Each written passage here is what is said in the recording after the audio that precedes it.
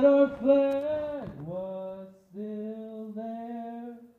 Oh, say does that star-spangled banner yet wave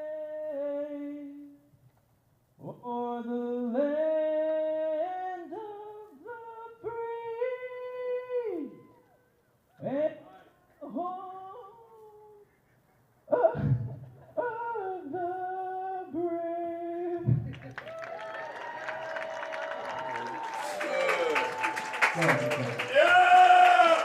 Brandon Weiland giving us today's national anthem. He's our starting pitcher. Takes a lot of guts to stand out there on the field and sing the national anthem. Good job, Brandon.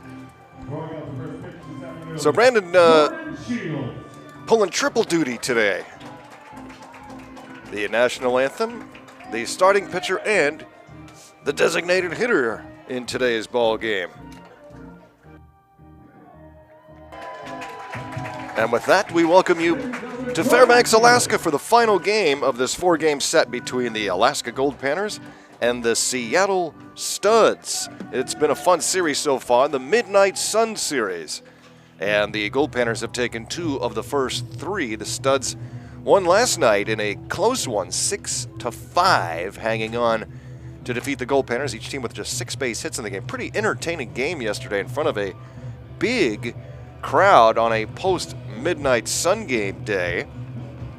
Our fans have just been wonderful so far this summer in a couple of home stands, and this is the last home game as we are off at 7 a.m. on a flight out of Fairbanks International, headed for Seattle, then Spokane, and then a bus trip north across the border to Grand Forks, British Columbia for the Grand Forks International Tournament, where we will see these same Studs.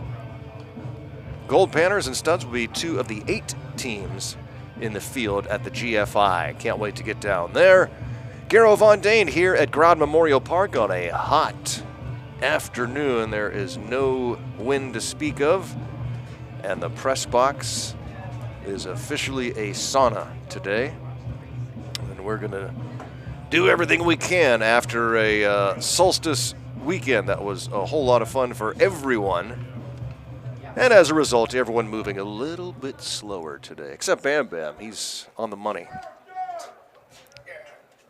Leading off the game from the Seattle City Subs, number 4 center fielder, Drew Kamahara. Drew Kamahara will lead off for the Seattle Studs as we get this one rolling at 3 minutes past 2 local time. Final game of the homestand. Won't be back here for a little while. Head to Grand Forks and then back for a very rare July 4th game. I'm still trying to figure out if I've ever been here on July 4th. It doesn't seem, I don't remember ever being here on Independence Day.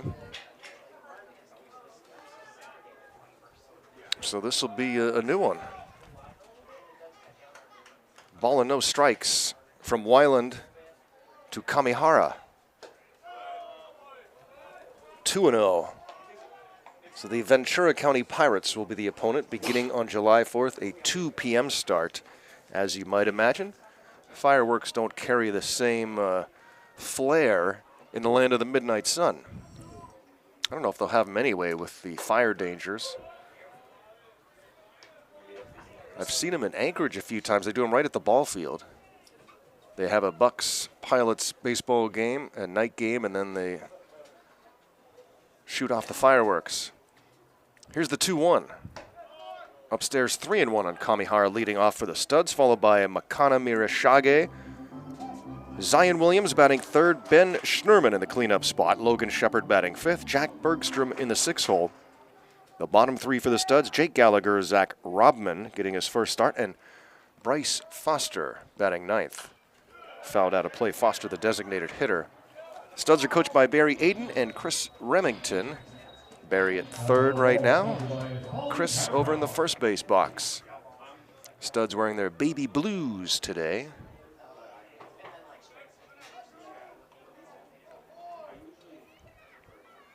And the 3-2 pitch is chopped back towards the mound. Weiland fields it on one hop.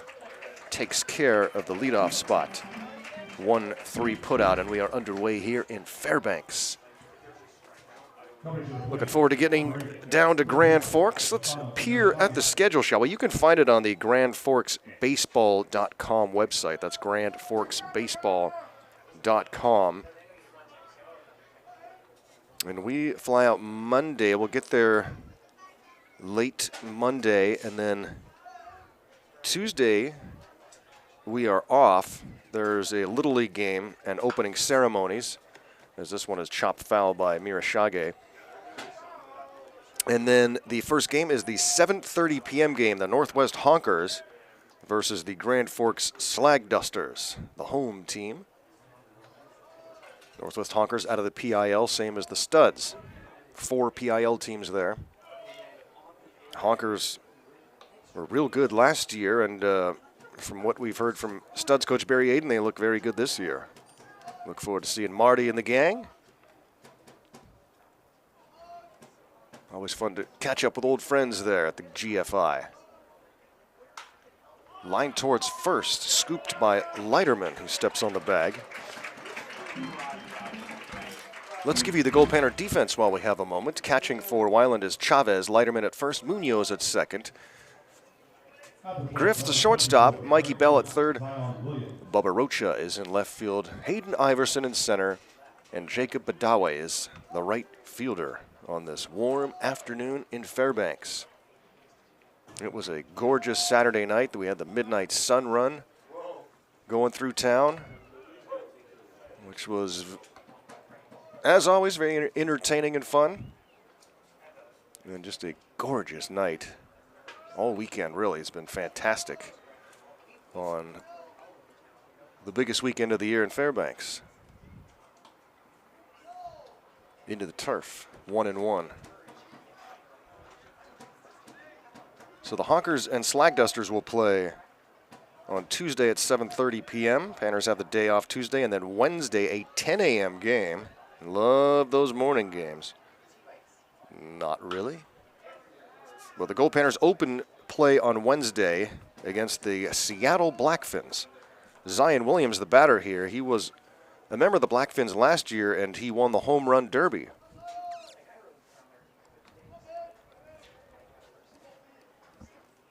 So switching teams this year to the Studs.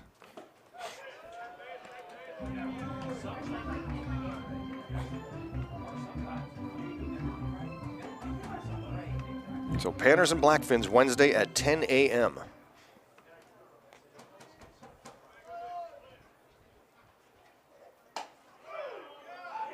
Strike three called, and a 1-2-3 first for Weiland after singing the national anthem. Guess what? He's leading off the bottom of the first. When we come back, no score.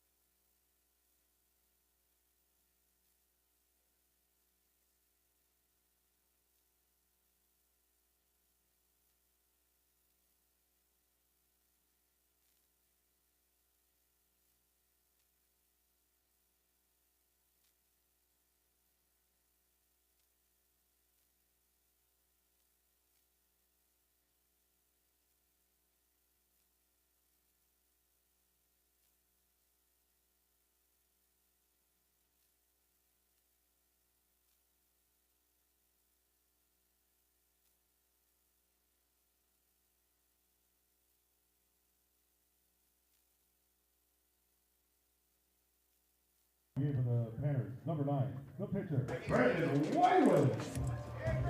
Brandon Weiland pitches a 1-2-3 first after singing the national anthem. And now leads off here against starting pitcher for the Seattle Studs. And it's popped up here, right side. We'll give you that in just a moment. But Schnorman in foul territory looks up and makes the catch to retire Weiland. Coming to the plate, number 6, second baseman, Andrew Moberly, number 10, the right-hander from Pierce College, 5'11" out of Kent, Washington. Andrew Moberly, the starter for the Seattle Studs in this series finale. Studs trying to earn a split. Panners trying to take the series with a win today. Goldpanners won the first 2, including the Midnight Sun game on a spectacular night on Friday, winning 10-4 to go 49-14 now in Midnight Sun games.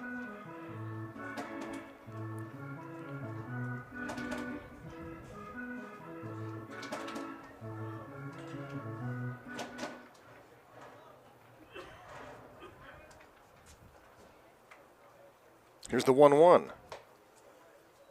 Takes outside for ball 2. Panners again will open at the Grand Forks International on Wednesday at 10 a.m. Grand Forks time. High fly ball down the right field side, and Williams into the bullpen makes the catch. Munoz retired, brings up Bubba Rocha. After Rocha, it'll be Leiterman in the cleanup spot, Mikey Bell batting 5th, Jacob Badawe in the 6th spot. Matthew Chavez 7th, Griffin Harrison 8th, and Hayden Iverson batting 9th. The schedule on Wednesday is Goldpanners and Finns at 10 at 1 o'clock, so these times will be Western time zone. Studs and Coquitlam Angels at 1 p.m. Calgary Diamondbacks versus Everett Merchants at 4, and then there's a Little League game at 7, followed by the Home Run Derby on Wednesday. 1-ball pitch to Rocha is outside 2-0. On Thursday, Goldpanners and Honkers at 4 p.m. And at 7:30, it's the Black Fins and Slag Dusters. Friday, Goldpanners will play the night game, 7:30 p.m. against the home team, Grand Forks. Lined into center field, we have our first base hit of the game as Bubba Rocha singles. Bubba now 4 for his last 7 at the plate. Brings up Matthew Leiterman. Leiterman 3 for his last 6 coming in. Getting the signs from third base coach Nick Rush. First-year Goldpanner assistant. Loving his time at Fairbanks. Got to meet a bunch of Nick's family over the weekend that were in town. And if you're listening, thanks again for the awesome meal last night. Always good to get a home-cooked meal in the summertime at Fairbanks. The right-hander Moberly with the 1-ball pitch to Matthew Leiterman. Chops it towards short. Gallagher will take the force out at second. That's it for the Goldpanners here in the first. No runs, a hit, 1 left on. We've played 1 complete from Growden. No score.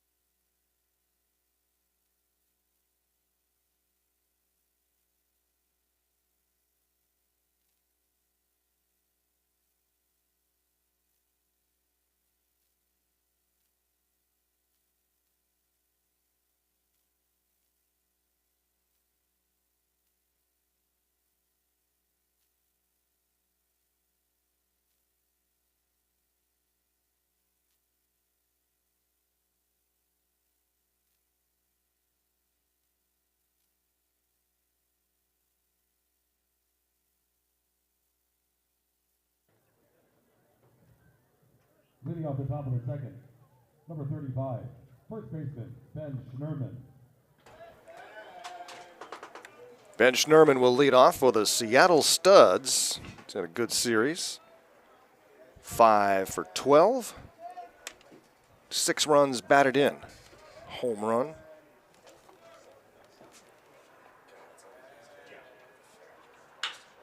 And smashes this one down the left field line for a base hit. Schnerman has the first Studs hit of the game, and the leadoff man aboard for Seattle. Ben's undecided on a school for next year, but certainly drawing some interest with the way he has started the season, batting around .500 so far.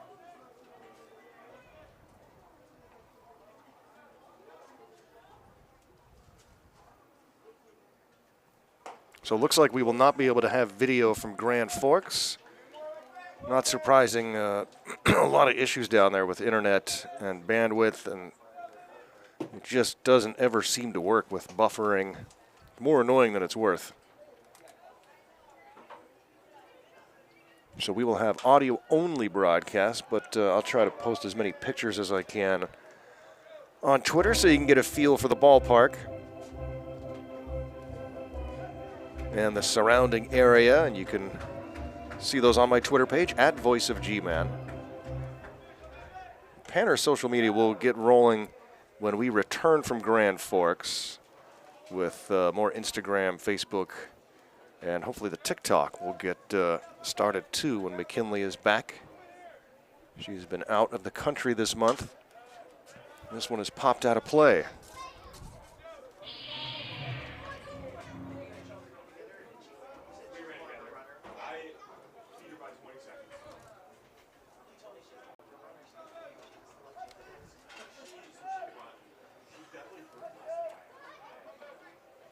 Runner at first, nobody out. Weiland's pitch is rolled over the mound, fielded by Harrison. He wanted to step on the bag and throw to first, but instead he missed the baseball, and everybody's safe.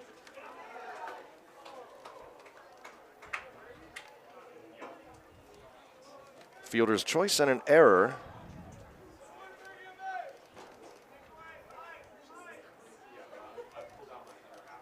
And so the Studs in business here in the second inning.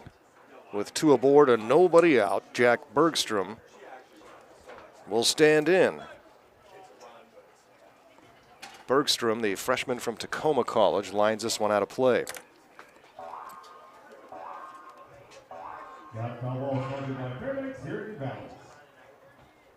Early to bed tonight with the 4 a.m. wake-up call.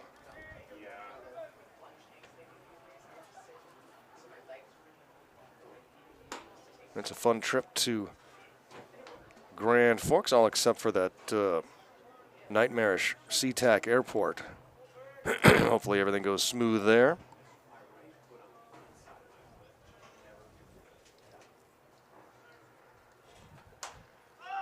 Popped up right side. Calling for it is second baseman Munoz on the grass. Will make the catch for the first out, keeping the runners at first and second to retire Bergstrom. Now Jake Gallagher in the 7th spot. Try to move the runners over. But surprised the Studs didn't try to sacrifice there. Number 18, shortstop, Jake Gallagher.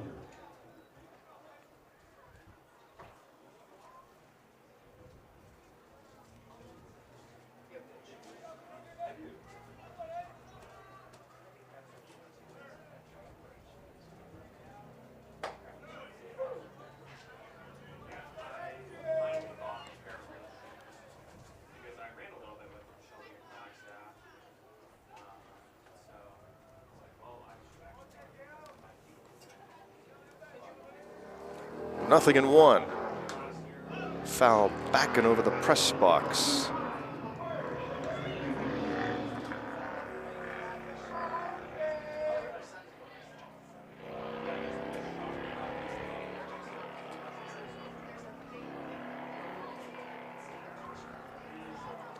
Oh, and 2.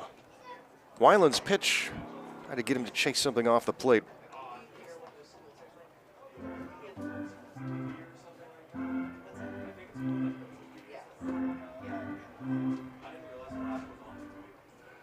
Tennessee defeats Texas A&M today. Been fun watching Texas A&M's young star Gavin Grahovic, son of former Goldpanner head coach Mike Grahovic. Might have been a first-round draft pick if he entered the draft last year, but wanted that college experience. And boy, is he getting it. College World Series in Omaha as a freshman. High ball.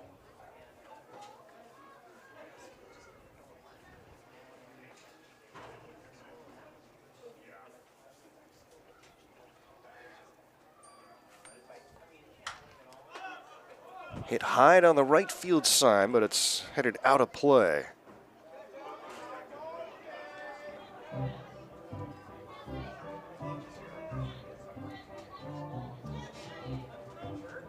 The real shame of tomorrow's travel is that the Game 7 of the Stanley Cup Finals is tomorrow at 4. Swing and a miss. Weiland strikes out Gallagher. The Studs had first and second, nobody out. And now there are 2 down. That Stanley Cup Final is compelling, with the Panthers jumping out to a 3-0 lead, and the Oilers have dominated the next 3 games. To tie that series at 6 are the Panthers. Going to blow a 3-0 lead in the Stanley Cup Finals. Tomorrow, 4 p.m. Alaska time. I don't have our travel itinerary, so I don't know where we're going to be, but hope somehow I can pay attention to that game.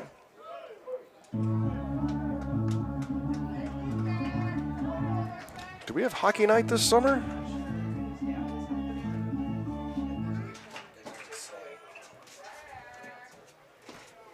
Usually we have a hockey night here at the ballpark.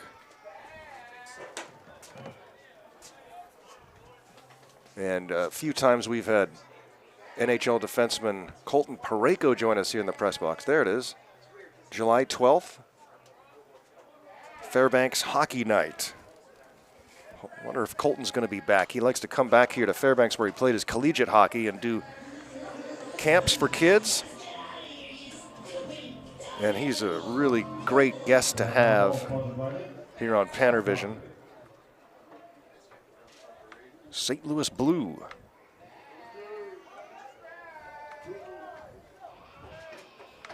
Zach Robman. Called strike 3. Weiland allows the first 2 runners to reach and then takes care of the next 3 and strands a couple of base runners. 3 strikeouts for Weiland through 2.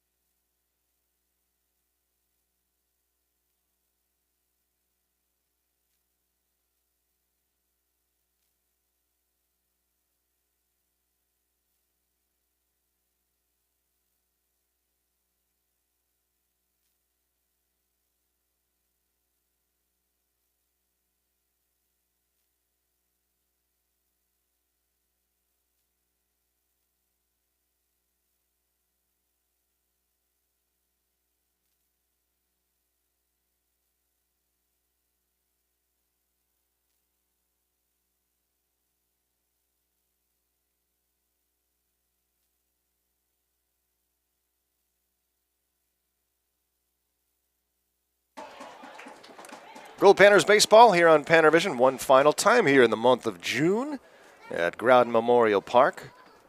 It's Been a fun home stand here against the Seattle Studs, the Midnight Sun Series. Another fantastic Midnight Sun game. If you missed it, it is archived on the YouTube page.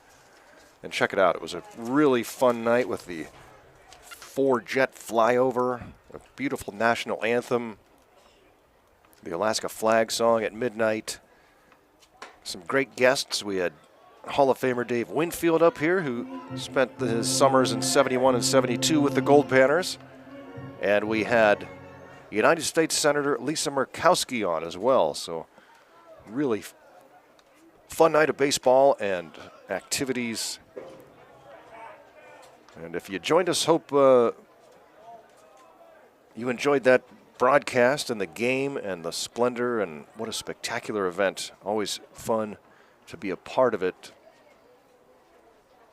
And everyone here still aglow from the great night that it was. High pop fly into shallow right field, and Logan Shepard just to step on the grass will make the catch to take care of Mikey Bell. No runs, 1 hit for the Goldpanners. No runs, 1 hit for the Seattle Studs. Scoreless here in the bottom of the second inning. Studs winning 6-5 last night. Panners tried to come back from a 6-2 deficit.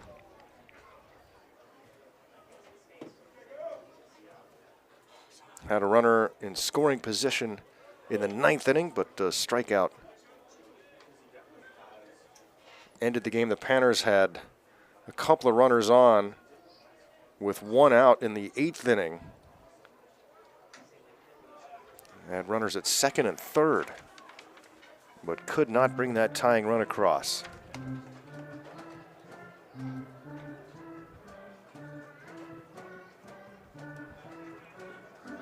A Dave Winfield statue will at some point be situated at the Fairbanks Curling Club.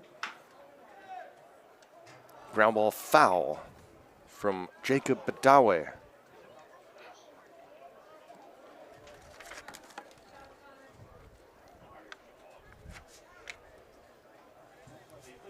Coming to the plate, number 26, catcher Matt Showhead. I think Badawe is still batting. But not yet.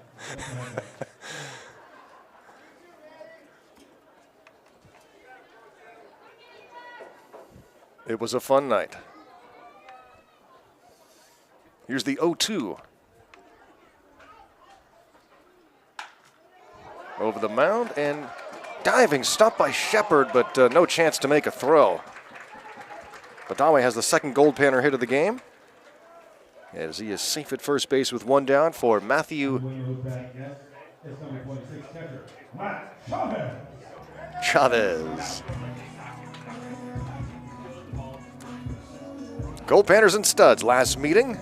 They could meet again in Grand Forks. They're not in the same pool, so they aren't scheduled to play, but could when we get into the playoff rounds.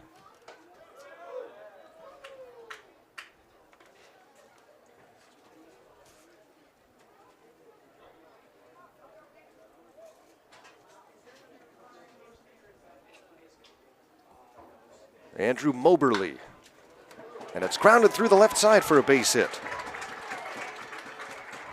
Matthew Chavez. 4 for his last 5. Coming to the plate, number 12, shortstop, Griffin Harrison. Panners have something cooking here in the second inning with Griffin Harrison coming to the plate. 2 on and 1 out.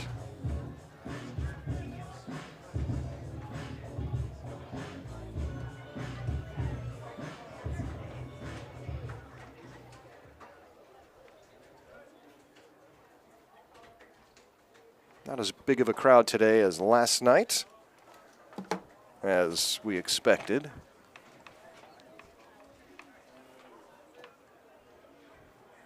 Last night being perhaps the biggest Saturday night of the year. A lot of people slow to get moving today. But it is another beautiful day here. It's hot, especially out in that sunshine. A little bit of a breeze starting to cool us off a bit here in the press box. 2 balls and no strikes. Harrison Hitters count here with Gold at first and second.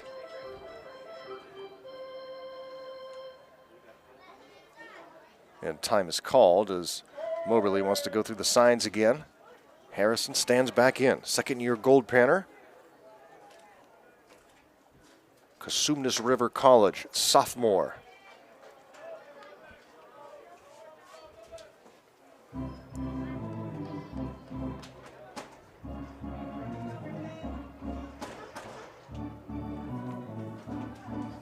Told the story earlier this season of head coach Brett Latchman contacting former Goldpanner coach Mark Lindsay, as this one is blasted down the left field line. A high moon shot onto 2nd Avenue for a home run. A 3-run bomb for Griffin Harrison. A high arcing moonshot over the left field fence. And it's 3-0 Goldpanners. Left fielder Bergstrom was trying to say it was foul, but it looked awful fair from here. And Harrison, with one swing of the bat, makes it 3-0 Panners. And still just one out here in the second for Hayden Iverson. So yeah, Brett Latchman had an opportunity to bring Griffin Harrison up to Fairbanks, called former Goldpanner head coach Mark Lindsay. Mark said, absolute no-brainer. Put that guy on your team. And Brett made the wise decision. Harrison paying back with a 3-run home run. Diving stop at first by Schnurman, and Moberly gets to the bag in time for the 1-3 put out of Iverson, or 3-1 rather. And we go to the top of the order for Brandon Weiland. 3-0 Goldpanners, 3-run home run for Griffin Harrison. 5th home run for the Goldpanners this summer, as the power has been starting to show up.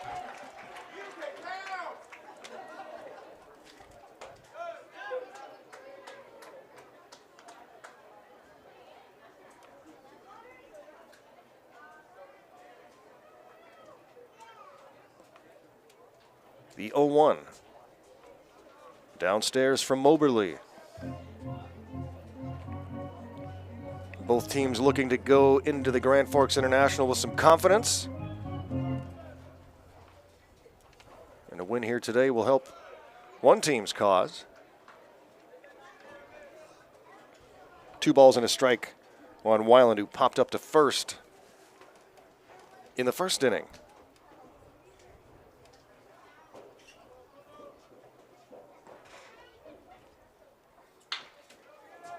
Grounded to third, Mirashage takes care of Weiland. 5-3. That's it for the Goldpanners, but they score 3 on 3 base hits.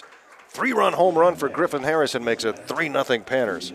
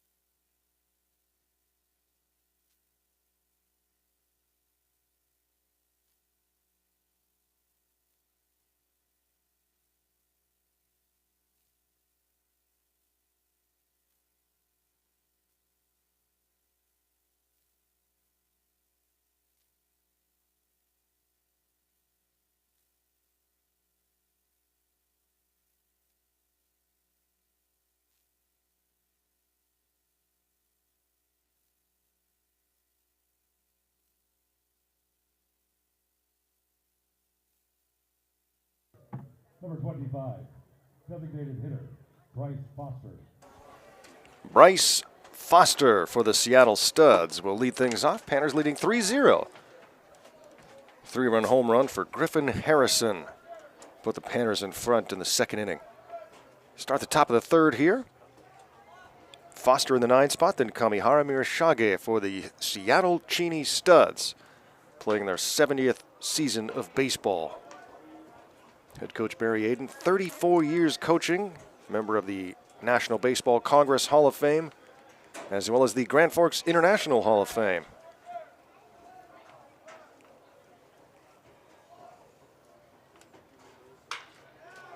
Into center field, a base hit for Bryce Foster.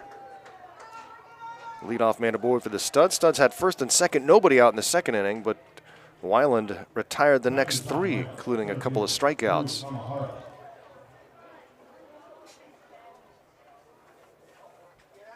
Apologize for our technical difficulties out of the gates today. Had some sound issues, but got that squared away. And we will be audio only from Grand Forks.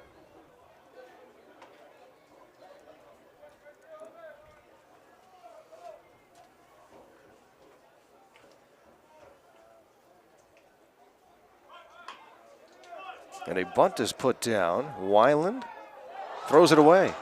Everybody's safe. That was a really good bunt by Kamihara, but the throw from Weiland, he just underhand tossed it away from Leiterman, so everybody's safe. And the Studs, for the second inning in a row, have first and second, and nobody out. Foster to second, Kamihara on at first.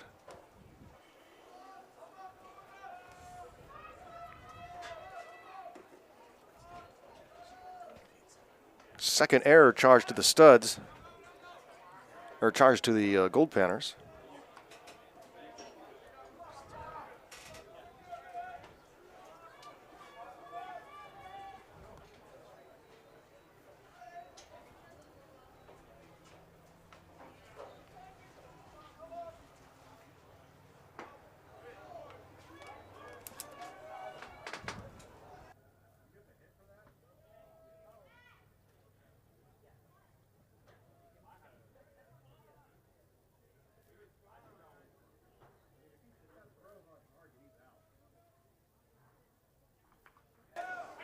Bunt is put down third base side, and Bell will throw to first to get the out there. The Studs move him over to second and third with 1 out now. Mirashage gets the sacrifice down. And Zion Williams now. So big opportunity here for the Studs. They have second and third, 1 out, and the big bats coming up here. Williams and Schnorman. The 2 power bats in the lineup. Williams, 2 base hits last night, including a 2-run home run. And smashes this one right into the glove of third baseman Bell for the second out.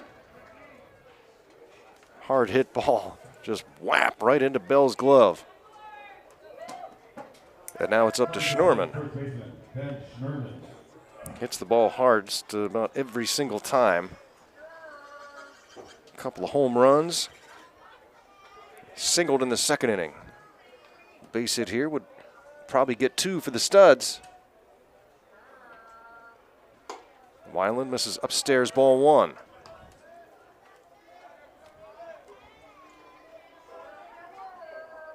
What is he even yelling?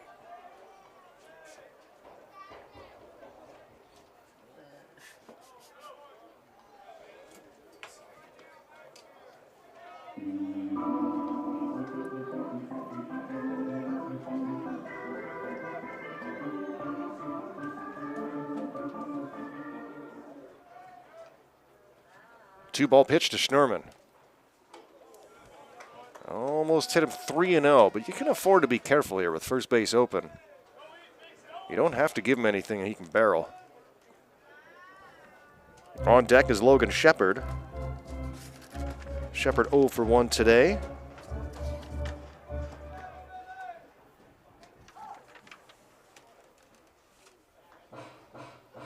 Time called. Schnurman.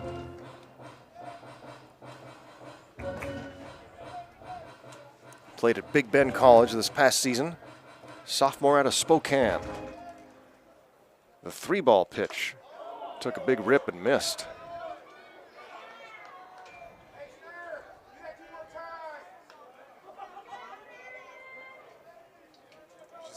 Smaller crowd today, but a vocal crowd.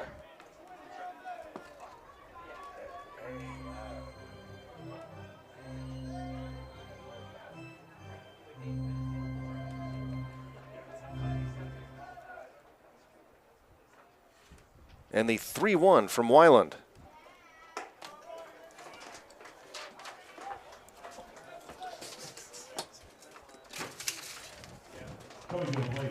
Walks Schnurman.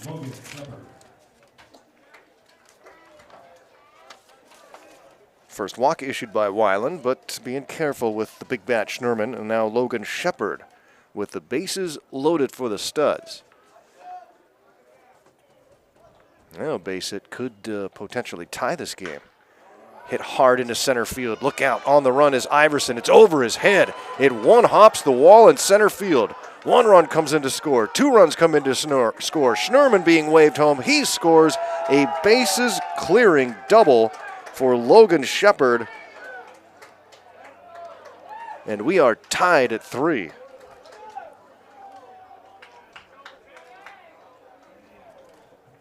Foster, Kamihara, Schnurman all score.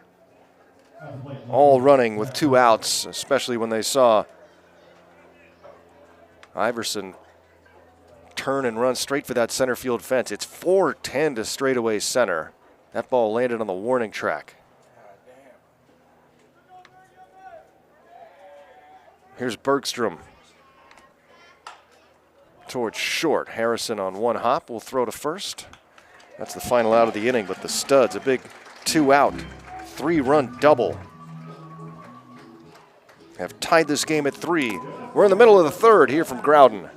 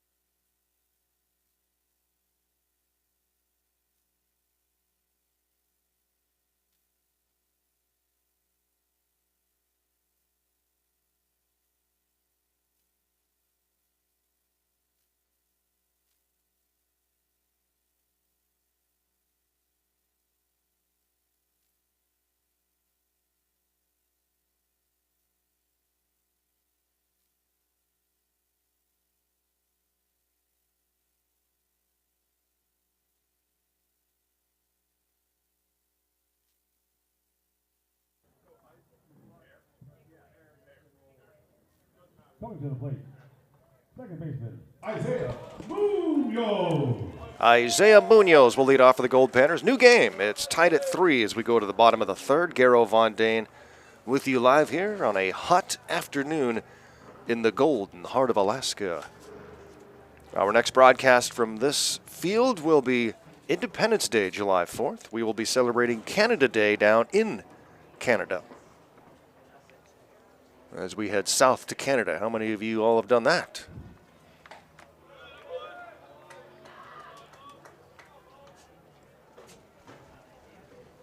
Tomorrow night we'll be in Grand Forks, assuming all goes smoothly. We're reliving this story with Danny Vaziri, our friend that works here at the field and does everything. So Mr. Everything here for the Goldpanners. He will not be back with us in July, unfortunately. Has some family stuff to deal with. as this one is grounded to short. Couple of hops. Gallagher just in time to get Munoz. 6-3 put out, brings up Rocha, and then Leiterman. Danny was with us in Grand Forks a few summers ago, and he had to deliver a player to Spokane Airport. So from Grand Forks down across the border to Spokane Airport, well, a 2.5-hour drive.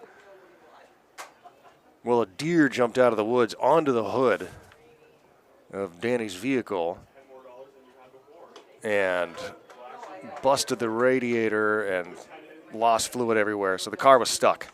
It took hours and hours for a tow truck to come. And then, flight was missed by the player, so they had to spend overnight in Spokane and then had to make it back the next day. And Danny spent a good portion of the Grand Forks International on the side of the road and in a hotel in Spokane.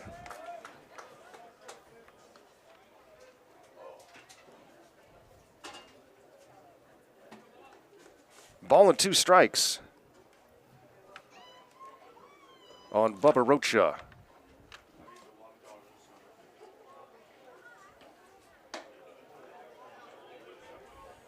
Grand Forks usually broadcast from right behind home plate. There's a little pit.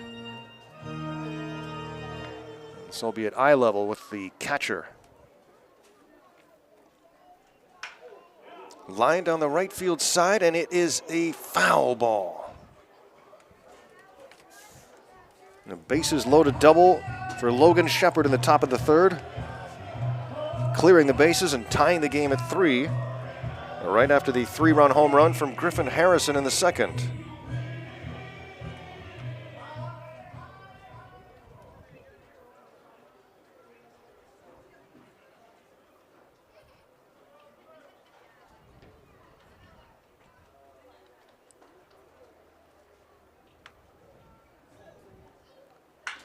This one is hit high and deep to left by Rocha. Forget about it. Rocha almost hits a car on 2nd Avenue. Bubba Rocha with a solo home run here in the 3rd inning, and the Panners are back on top 4-3. A 2-for-2 afternoon so far for Bubba.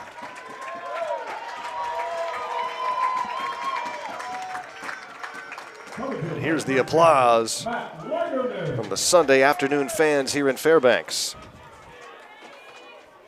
Great to see the bats coming to life here in the stud series and the power arriving.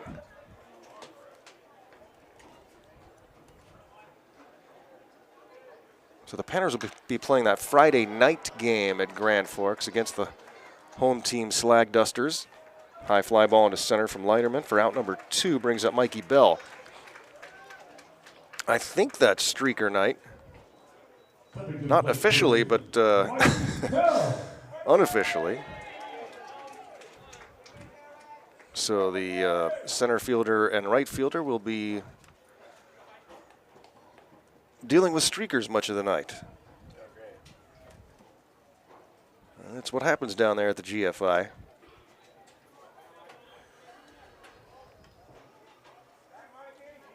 You will be spared at home without the video.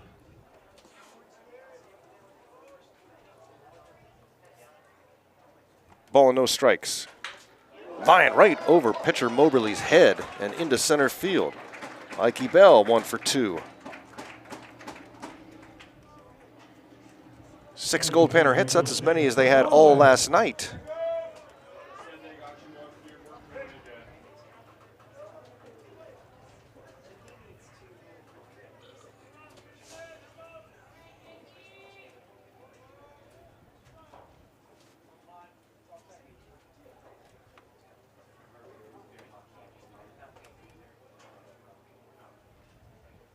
Swing and a miss. But Dawe singled and scored in the 2nd inning. 2 home runs in the day for Fairbanks, Harrison, and Rocha. The Panners back in front by 1.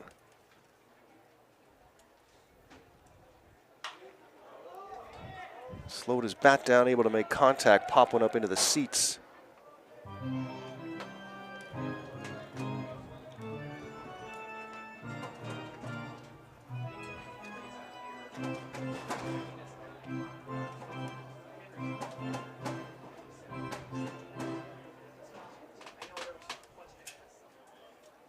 Nothing in 2 on Badawe with Chavez on deck. Gold at first, 2 down, 1 run is in.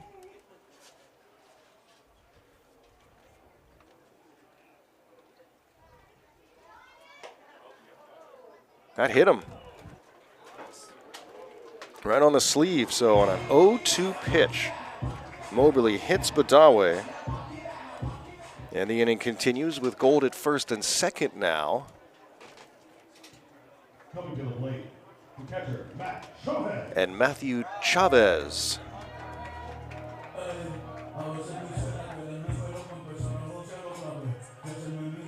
will stand in with a chance to extend this Goldpanner lead.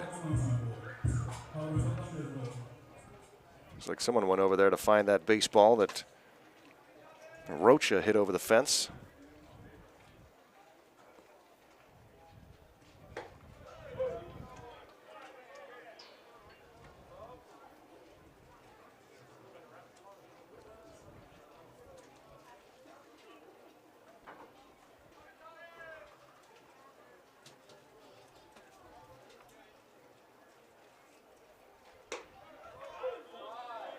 Ooh, strike called. Nothing at 2, Moberly. Right-hander getting loose in the Studs bullpen.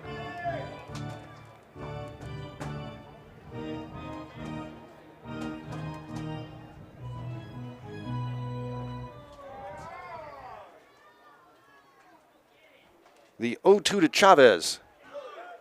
Called strike 3. Down go the Goldpanners, but they add a run and lead this game 4-3. Solo home run from Bubba Rocha. Panners by 1 after 3.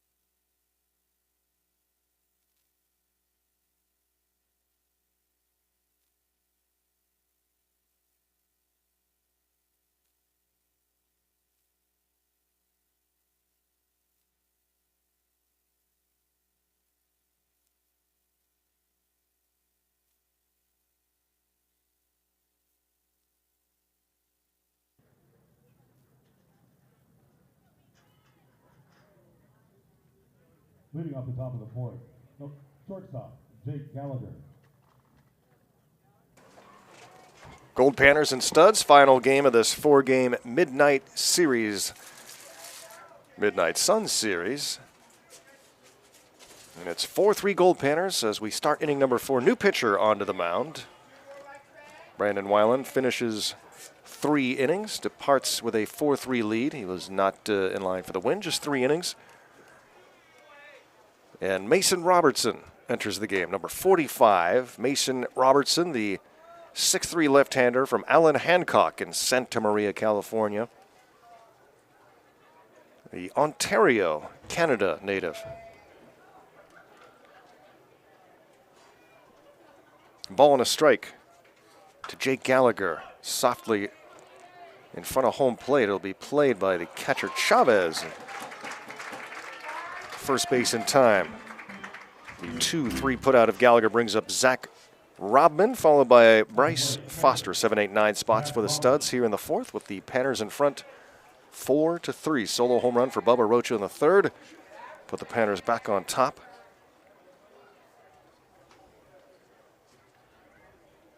Brandon Weiland, 3 innings.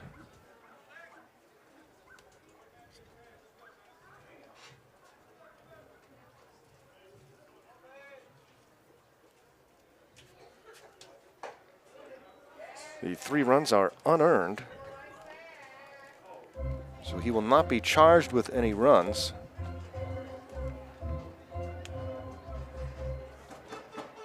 On 3 Studs hits.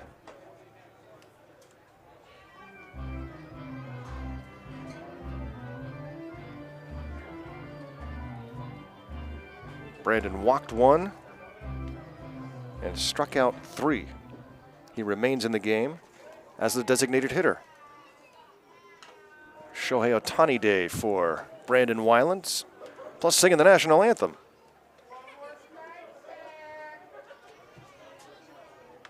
What else can he do today? Well, if he's still in the game, well, he had another duty yesterday, did he not? Was he dancing on the field in the 7th inning? Happy boy? Yeah. Oh, happy boy. Yeah, he was. So, yeah, man, he was happy boy yesterday.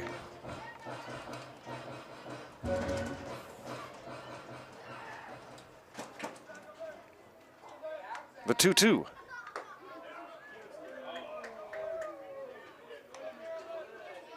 Brandon Weiland plays at Cypress for Goldpanner coach Carlos Gonzalez and former Panner coach Anthony Hudding, who's the head man at Cypress. Anthony Hudding was an assistant under Mike Grahovic in 2014 here in Fairbanks. Swing and a miss. Robin strikes out, brings up Bryce Foster. Mason Robertson, the new pitcher for the Goldpanners here in the fourth. Happy birthday wishes go out to Carlos Gonzalez today. Carlos turning 29. Beautiful day for a birthday.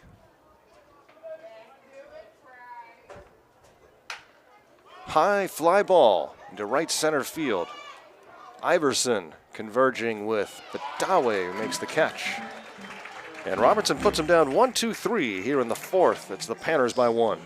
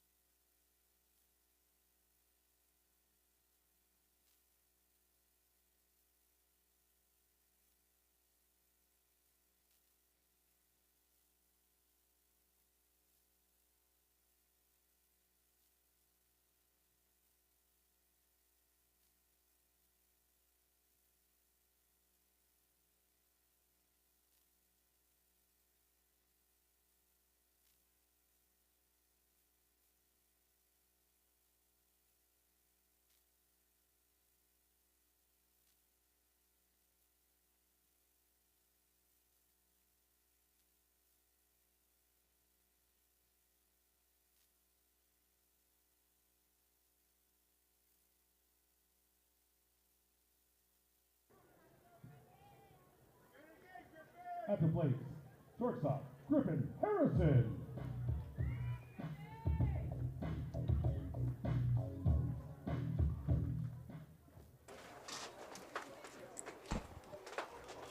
Griffin Harrison leading off for the Goldpanners, bottom of the fourth inning. Good day for Griff already. Goldpanner shortstop with a 3-run home run in the second inning over the left field fence. Strike called on Griff. Goldpanners baseball here on PannerVision. Harrison started the day batting .235. Hits his first home run of the year. High fly ball here into right. Williams makes the catch for out number 1. Brings up Hayden Iverson, and then the top of the order, Brandon Weiland. Iverson.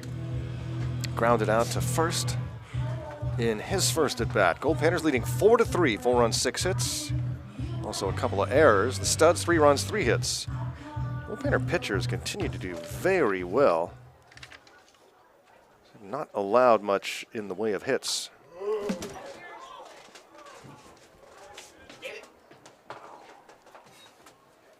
But fouled right back towards us. Goldpanners as a team start the day batting .284.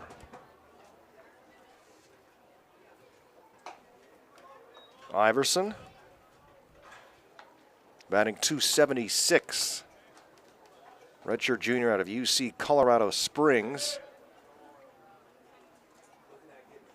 He's teammates with Matthew Gonzalez, who was excellent last night in relief. And Goldpanner Cole Phillip from a year ago, Colorado Springs. Cole was a fun guy to have on this team. Coming to the plate, Brandon Never a dull moment with Cole. Not sure where he's at this summer. And here's Brandon Weiland.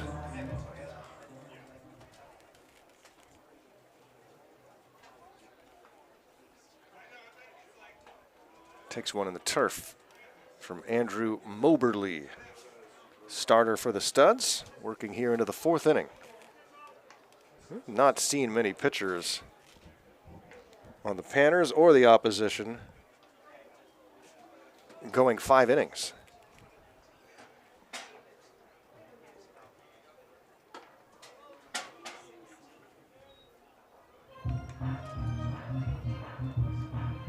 Mentioned the Midnight Sun game is archived on YouTube. We also have the interview with Dave Winfield separately on my Twitter page, @VoiceOfGman. If you didn't get a chance to hear that, it was fun talking with Dave about his time in Fairbanks. Came up here as a pitcher, and head coach Jim Dietz slowly transitioned him into a hitter. Hit 15 home runs his second season, and the rest is history. As Dave said, in college they wouldn't let me hit, they'd only let me pitch. And now nobody even knows me as a pitcher. Dave Winfield, drafted by 4 teams in 3 professional sports. The Utah Stars of the ABA, the Atlanta Hawks of the NBA, of course the San Diego Padres with the 4th overall pick, and the Minnesota Vikings, despite Winfield not playing college football. And he went straight to the bigs.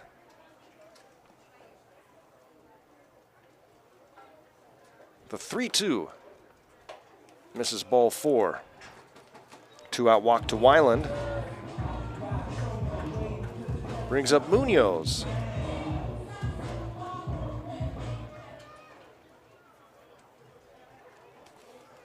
At the plate, Isaiah Munoz.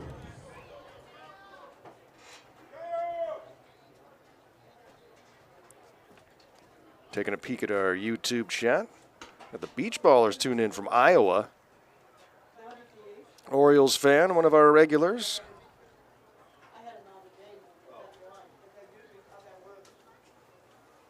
Yeah, the games will be on YouTube, but audio only from Grand Forks. Larry pulling for Matt Leiterman from Marietta, Georgia. Marietta, Georgia is where Isaiah Aluko was from. Former Goldpanner, who was signed right after the NBC World Series in Wichita.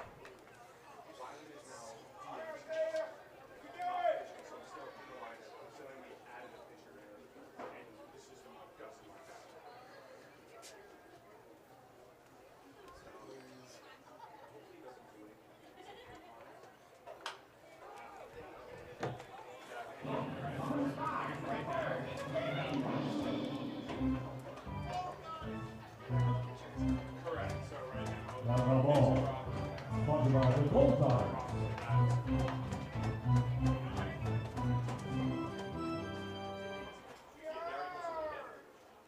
Runner takes off from first, pitches upstairs for a ball, throw to second base. Ooh, good tag from Shepard as Weiland is gunned down. 2-4, caught stealing ends the fourth inning. We'll head to the fifth. It's 4-3 Goldpanners.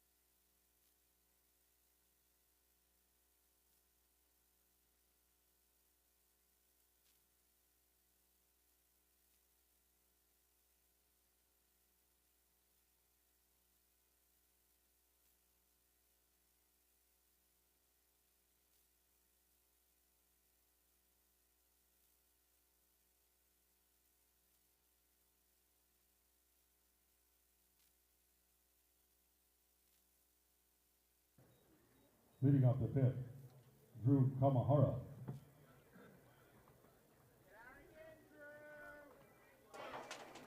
Drew Kamahara leads off for the Seattle Cheney Studs, founded by Ben Cheney of the Cheney Lumber Company in Tacoma. They patented the 2x4 8-foot stud. Named their baseball team the Studs and put the Belgian stud horse on the jersey. Goldpanners founded by Red Boucher, World War II veteran, Navy admiral, and future politician. The Pan-Alaska Goldpanners, then the Alaska Goldpanners. They've had the same caps ever since, the star and 49, symbolizing the 49th state.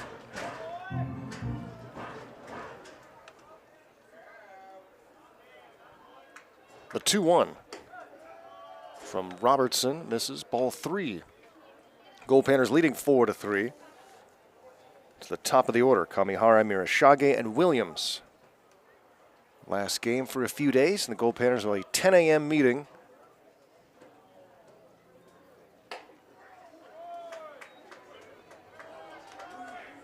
In Grand Forks, British Columbia. So that will be noon Eastern time. Nope, I'm wrong. 1 p.m. Eastern time. As I try to get my time zones figured out again. The walk issued to Kamihara. We'll keep an eye on him at first base. Mirashage 0 for 1 with a sack bunt. Ooh, a little breeze picking up here. Cooling us off in the sauna.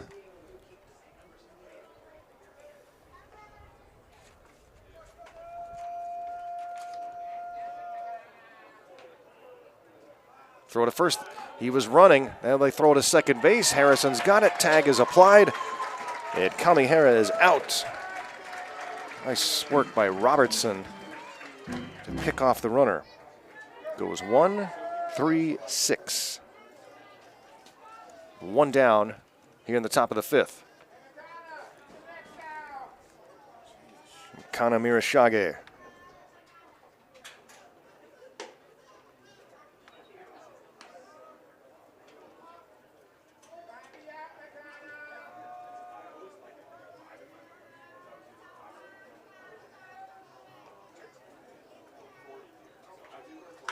Ooh, smacked that one, but hooked it foul off one of the light poles and into the parking lot and rolling across 2nd Avenue.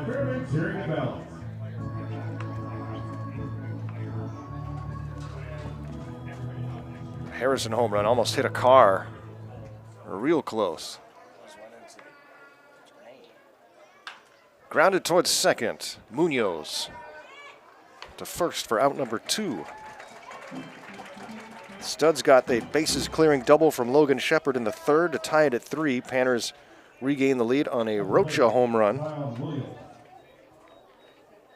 And now that bases clearing double was the last hit for the Studs. They're now 0 for 5 since then with a walk. Here's Zion Williams. 0 for 2 in the game. Now his first at bat against Mason Robertson. Sunday afternoon baseball from Growden Memorial Park, home of the Goldpanners since August of 1961. They played closer to downtown their first couple of seasons, 60 and most of 61. Base hit to left for Williams. Brings up Schnorman with the 1 on. Moseying to the plate, Ben Schnorman. Massive flooding from the Chena River, which is beyond the left field fence, behind the curling club a little ways.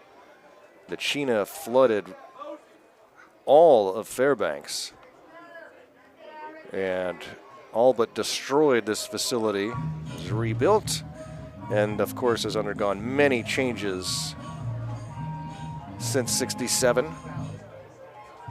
The newest things, the turf, which was installed after last season completed, and the scoreboard in right field, the brand new gorgeous scoreboard with the names of Bill and Eddie Stroker on it. That was unveiled last July. Pitching change coming up. That's all for Mason Robertson. Back to Growden in just a moment.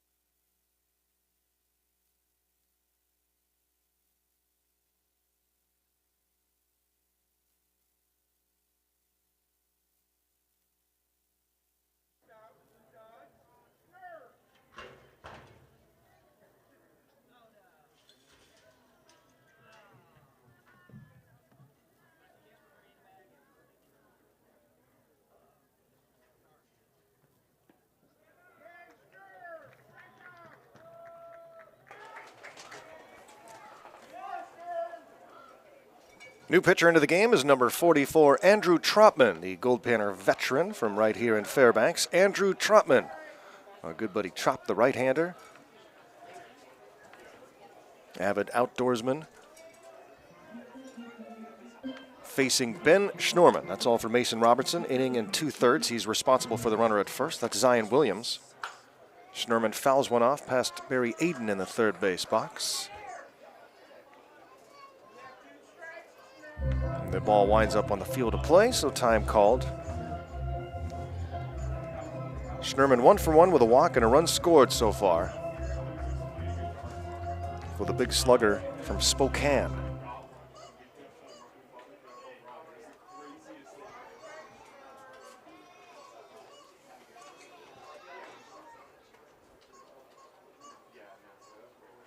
Last time we were at Spokane International Airport, it was the whole baseball team and the singer of Avenged Sevenfold and his family, which was odd. Popped up shallow right field, and a long run from Munoz, who calls off Leiterman at the last moment. Trotman takes care of Schnorman and finishes off the Studs here in the 5th. We played half a ball game. It's the Goldpanners 4, Studs 3 series finale.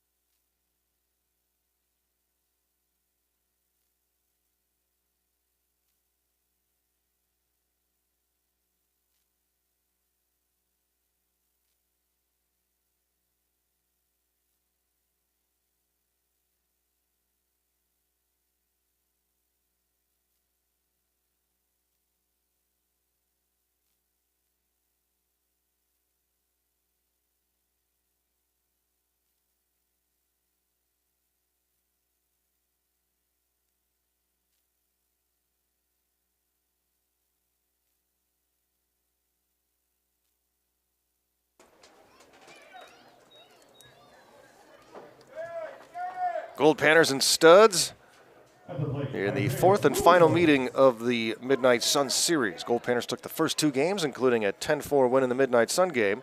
Studs winning 6-5 last night. Panners leading 4-3 as we start the bottom of the 5th inning. It's Munoz, Rocha, and Leiterman, 2, 3, and 4 spots in the Panner batting order.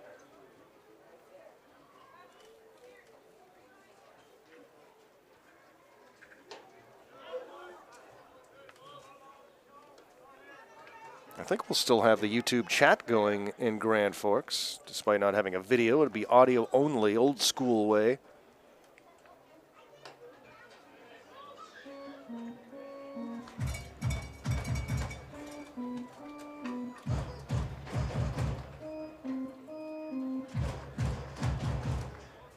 The 1-2.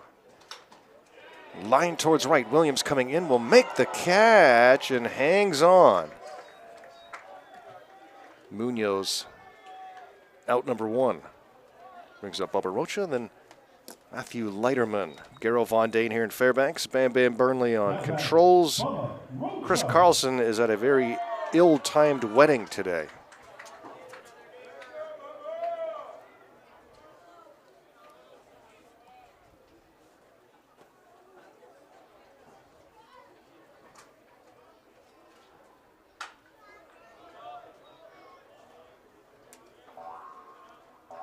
There's an unwritten rule here in Fairbanks. You can't marry him or bury him on solstice weekend.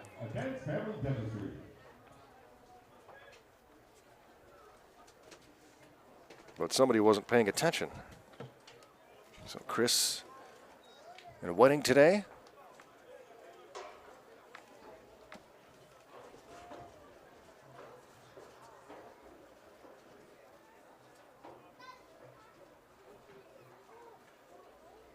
So Bam Bam on controls and Raleigh Johnson on public address. Grounded up the middle and through.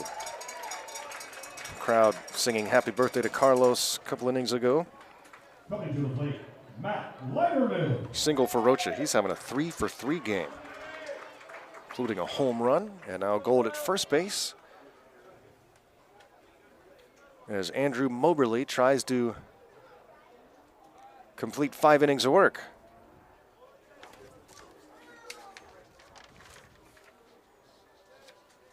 Brock Gillis went 5 complete yesterday and got the win for the Studs.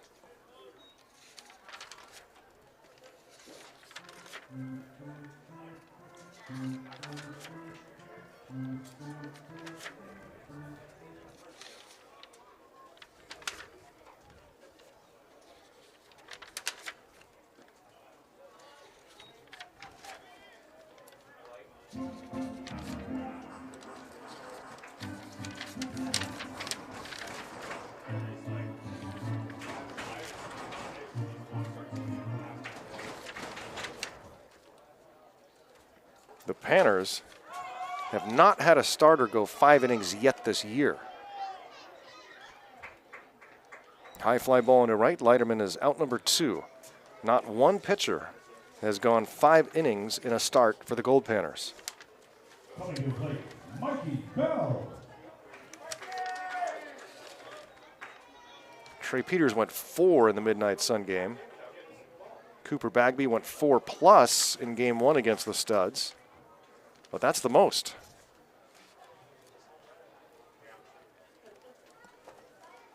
Mikey Bell.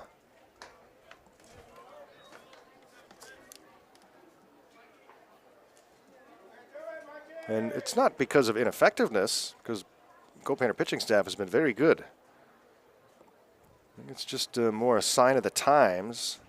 And also early in the season, guys getting stretched out.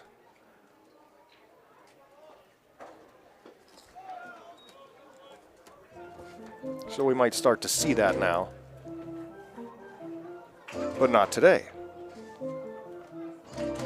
Brandon Weiland, 3 innings. Mason Robertson went an inning and 2/3. And now Andrew Trotman in the game. The 1-1 pitch to Mikey Bell. Called a strike, it's 1-2. Umpire David Noah will be retiring after today.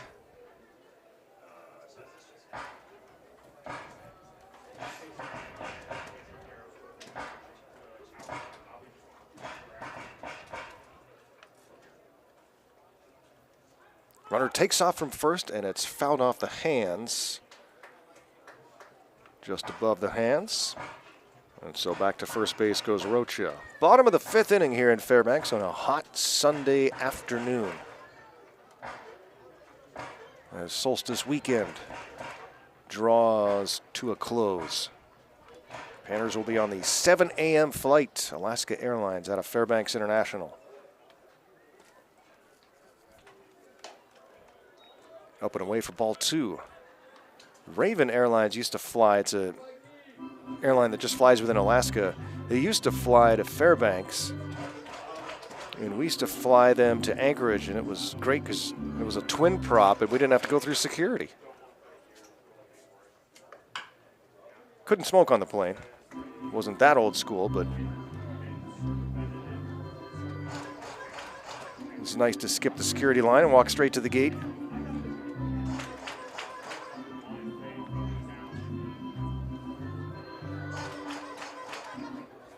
Here's the 2-2.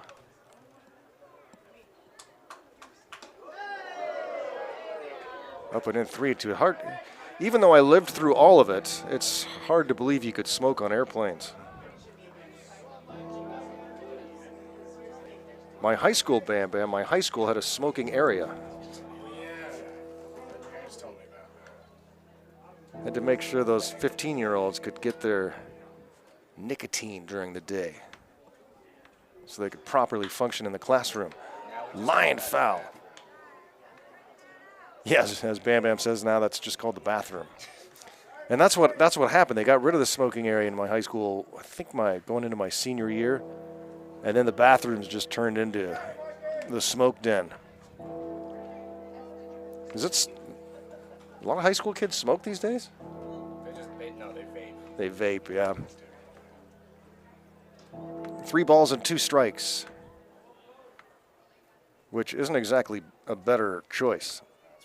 Much worse, I would think. High fly ball into left center field by Bell, and it's caught by Bergstrom for the final out.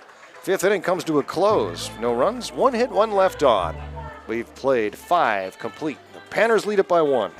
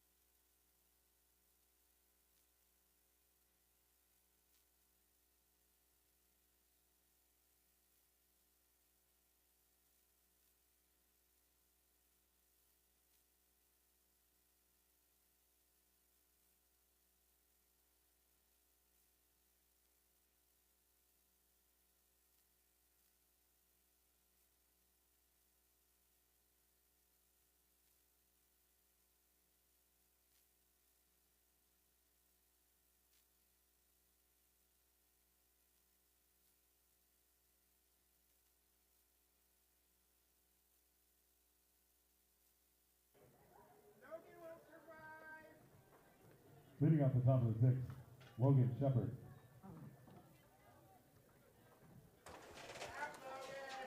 Logan Shepard for the Seattle Studs. Garrow Von Dane live here in Fairbanks on a hot Sunday afternoon. Final game of the series between the Goldpanners and the Seattle Cheney Studs.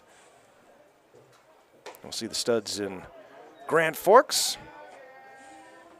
Studs in all likelihood will be at the NBC World Series in Wichita for a 28th time this year.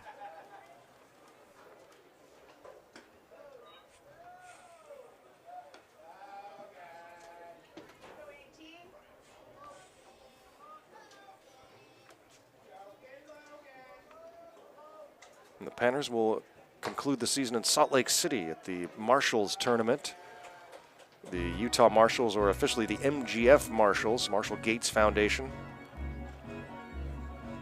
They feature a squad full of high school Division I recruits.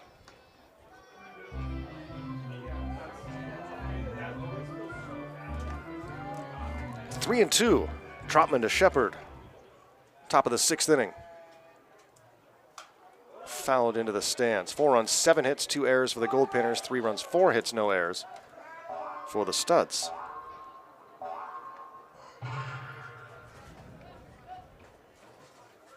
Panners' next game will be Wednesday, 10 a.m. Western Time against the Seattle Blackfins. Ground ball to third. Good throw from Bell. Shepard is out number 1. 2 batters face for Trotman. He's retired them both and now faces Jack Bergstrom. Wednesday, 10 a.m. against the Blackfins. Thursday, 4 p.m. against the Northwest Honkers. And Friday night, the 7:30 game against the Grand Forks Slag Dusters. High fly ball towards shortstop Griffin Harrison. Waits for it, makes the catch. Bergstrom retired, 2 down for Trotman, and Jake Gallagher will stand in for the Seattle Studs. Gallagher, sophomore from Pacific University. Studs have featured many professional alum. Tim Lincecum was a Seattle Stud.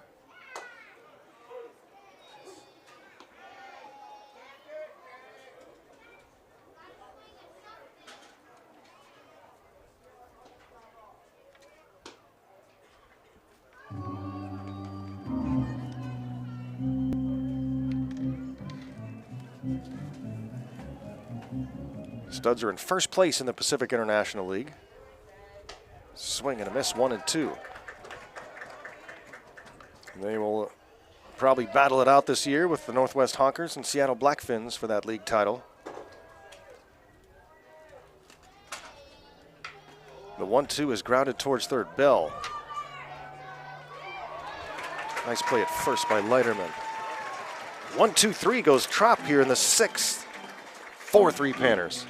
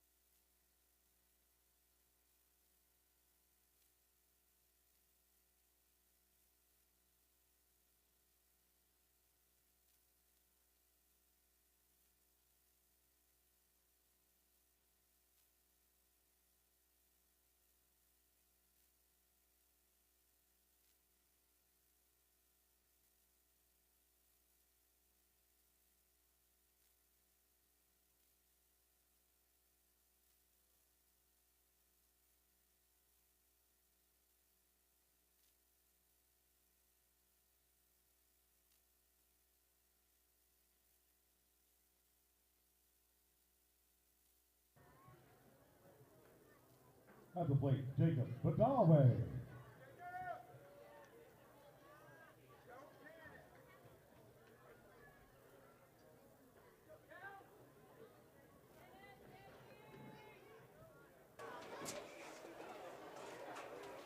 (4-3) Goldpanners in front. That's been the score since the end of the 3rd inning. We now head to the bottom of the 6th. New pitcher into the game for the Seattle Studs.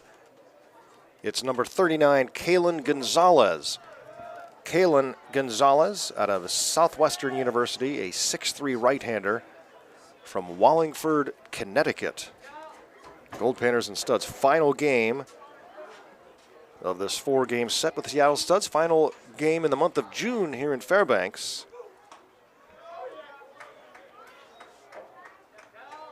The weather will start to change already when we get back. It'll be getting a little bit darker at night, and by mid-July the street lights will be coming on.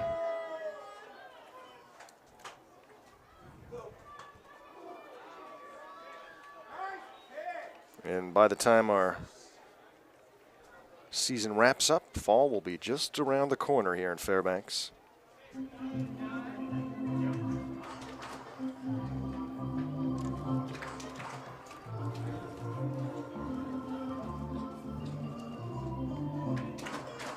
And the long, cold winter, as Tom Kiefer once sang.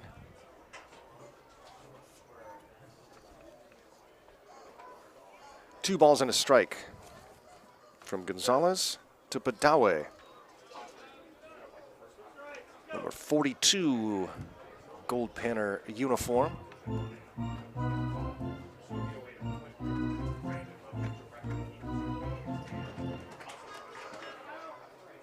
Nobody out, 3-1.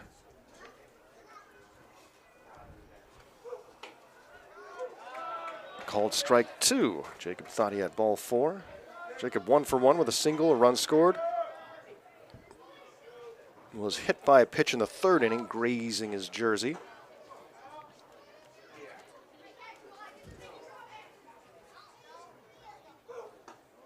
Upstairs, ball 4. Leadoff walk to Badawe.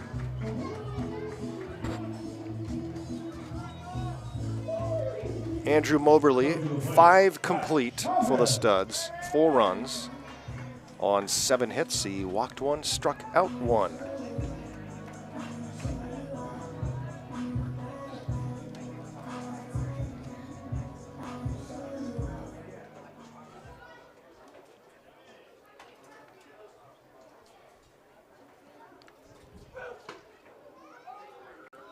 Open in for ball, kicks away from catcher Rodman, but not far enough for the runner to advance, so Badawe stays put at first.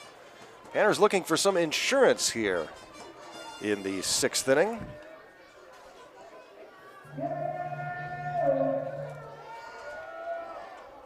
Matthew Chavez going to have a short discussion with Nick Rush, Goldpanner coach in the third base box today.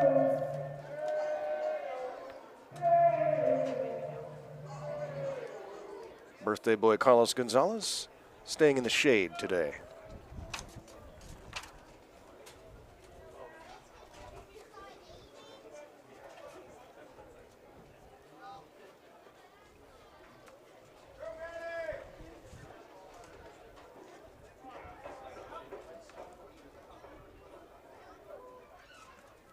The 1-ball pitch. Skipped in the turf and it goes all the way to the fence, so Badawe to second base on the wild pitch. So some control issues here for the new pitcher, Kalen Gonzalez out of Southwestern University.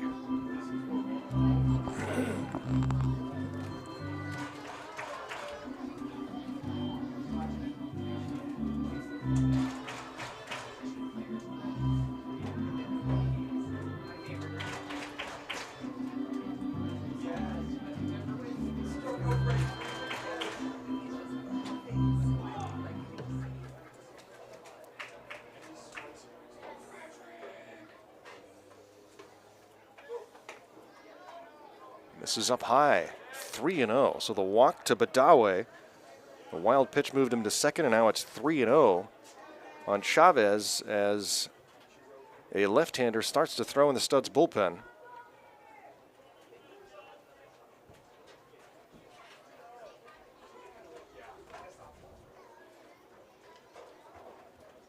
Gonzalez shaking off signs, and finally time is called. And now the battery mates want to get on the same page.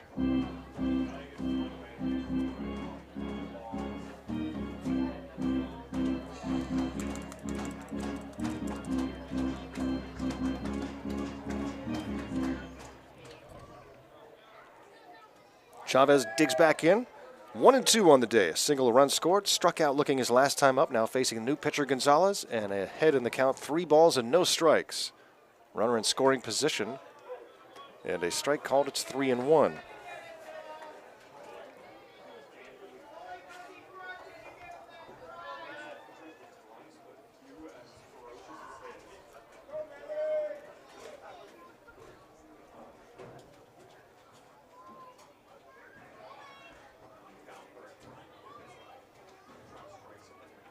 The right-hander readies with a 3-1 offering.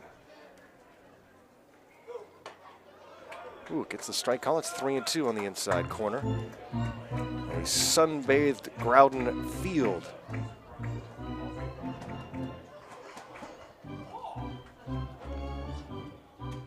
Grass still pretty brown here. We haven't had much rain. See what happens while we're gone. Chop to the left side. Difficult play here at third for Mira Shage, and no chance. And Chavez safe at first base. Staying put at second is Badawe. Now batting, Growden, Harrison.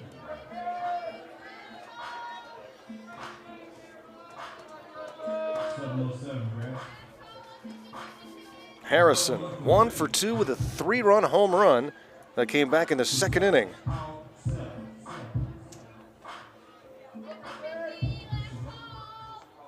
He's his first of the year. Bubba Rocha also with a home run today.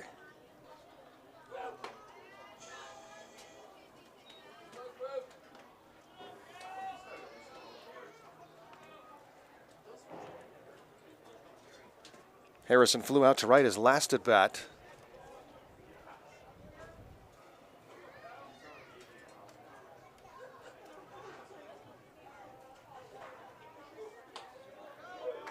Strike called. It's 1-1 from Kalen Gonzalez.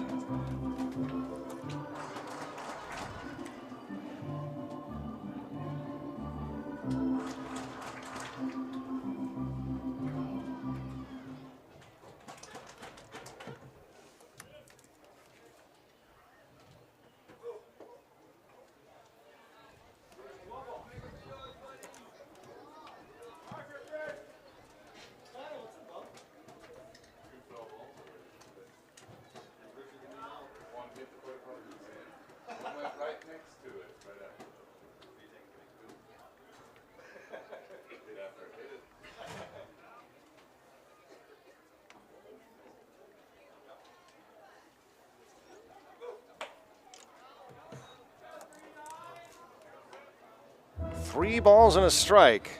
Harrison and the Goldpanners looking for a little breathing room. It's been 4-3 since the third.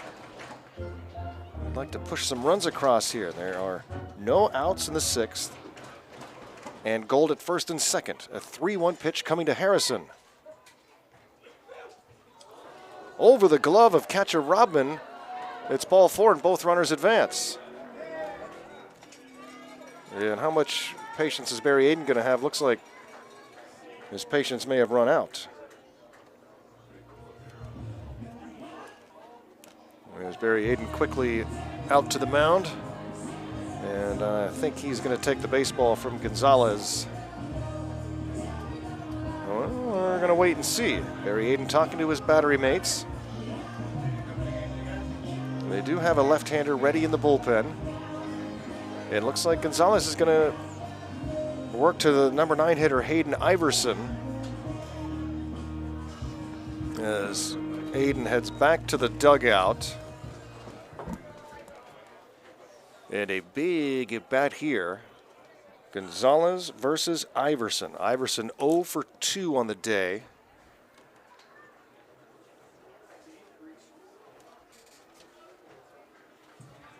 At the plate, number 15, Jesse Espinoza. Oh, it's going to be Espinoza batting. So Jesse Espinoza, the sophomore from Point Loma Nazarene. Espinoza batting .286 on the year. Limited at bats, 4 for 14. So Jesse Espinoza in a pinch hitting role with Gold on every base and nobody out. Huge opportunity here for the Goldpanners. Takes a strike from Gonzalez. 4-3 Goldpanner lead.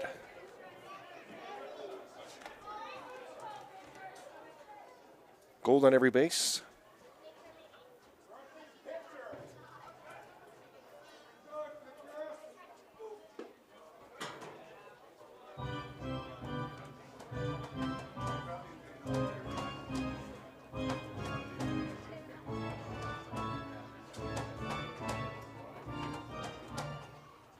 The 1-1 pitch to the left-handed hitting Espinoza. Strike is called. It's 1-2. This is a big pitch coming up from Gonzalez.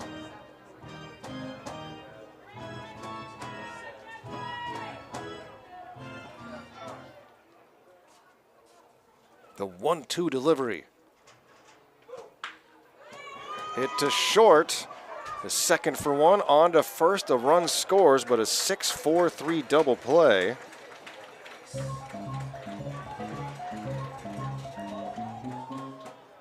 But Dawe comes in to score. Chavez to third. Harrison erased.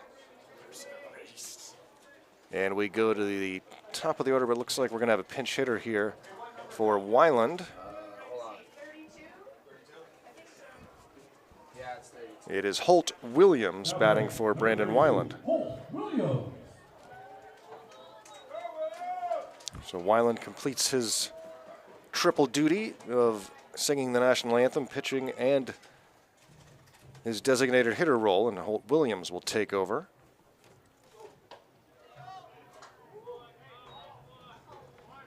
And it's ball one inside to Williams. So it's 5-3 Goldpanners. Panners do get an insurance run here. But with the bases loaded and nobody out, we're hoping for a bit more. Can Williams deliver with a runner at third? In the dirt, it skips away, and coming in to score is Chavez. And the Panners pick up another run, courtesy of the wild pitch.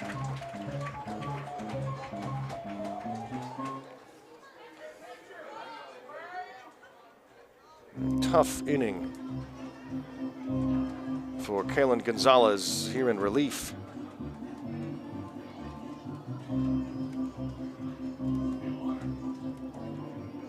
Williams, 2 balls and no strikes.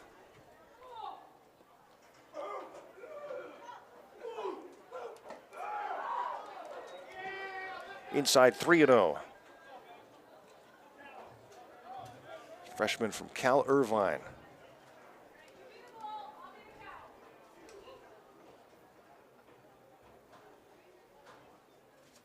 The 3-ball pitch.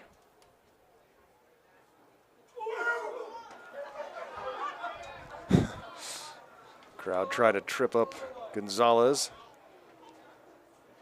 Fans, more grunting, please.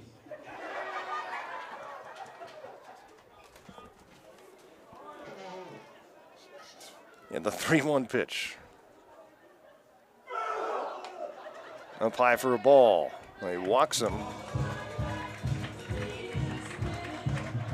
Third walk of the inning.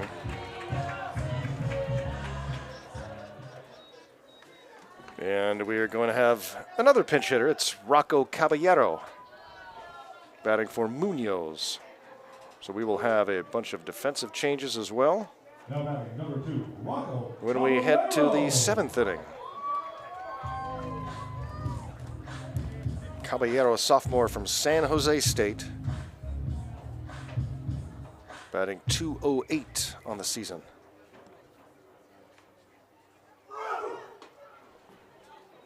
And it's a ball one.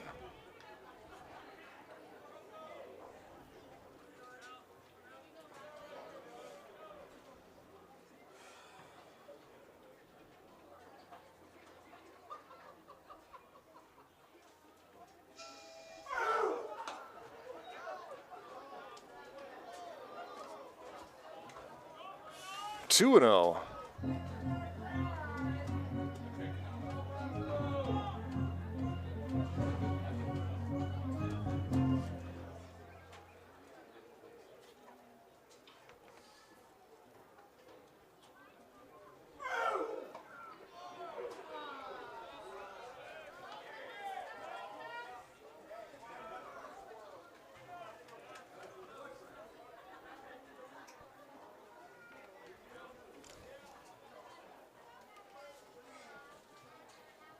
Caballero batting for Munoz, who finishes an 0 for 3 day at the plate.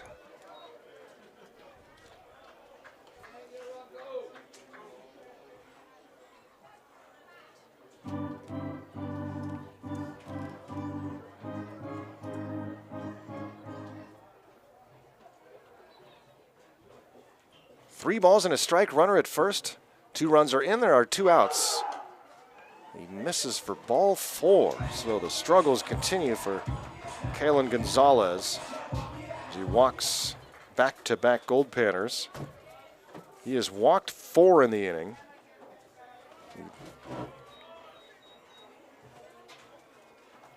He did get the 6-4-3 double play ball. Bubba Rocha. And Barry Aiden still looking on from atop the Studs dugout. The bullpen arm is ready, but Gonzalez will work to Bubba Rocha, who is 3 for 3 with a home run today.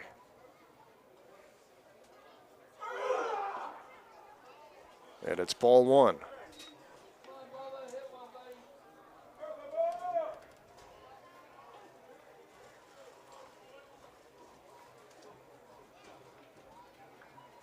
Both teams with a couple days off before beginning play in Grand Forks.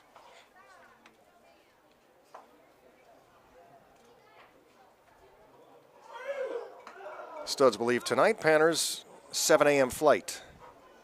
And it's 2-0. Up at 4 a.m. tomorrow.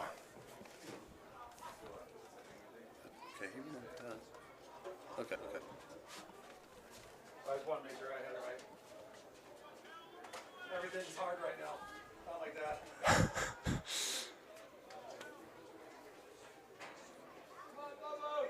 6-3 Goldpanners.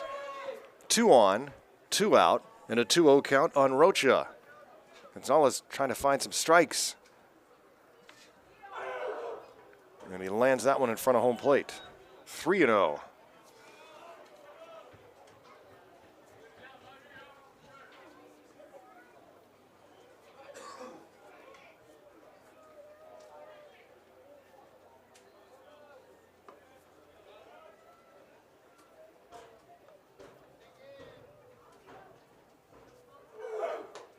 Gets a strike, 3-1 on the inside corner as the crowd grunts on every pitch.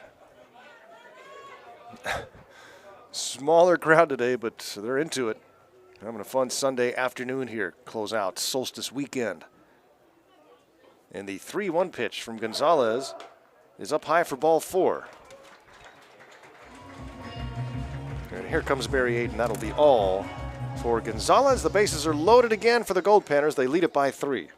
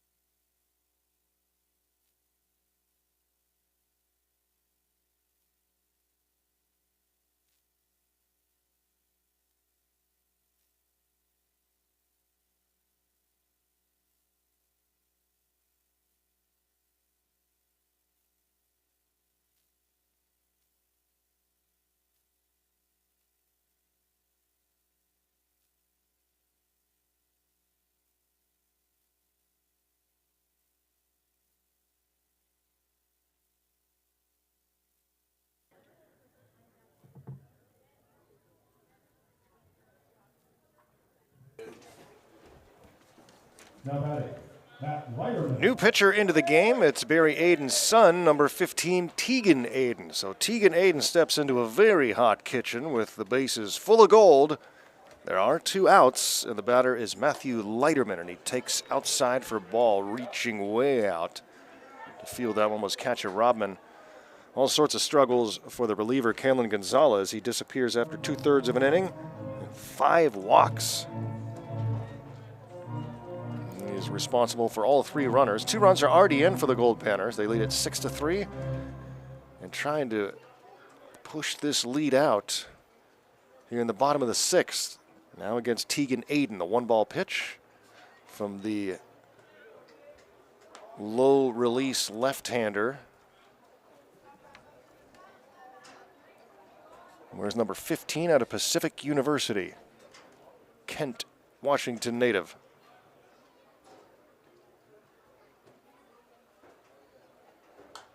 Off the end of the bat into the stands.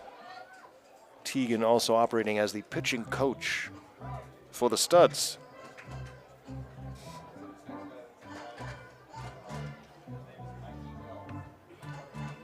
Matthew Leiterman, the 8th batter of the inning. Williams at 3rd, Caballero at 2nd, Rocha at 1st. Up high, 3-1.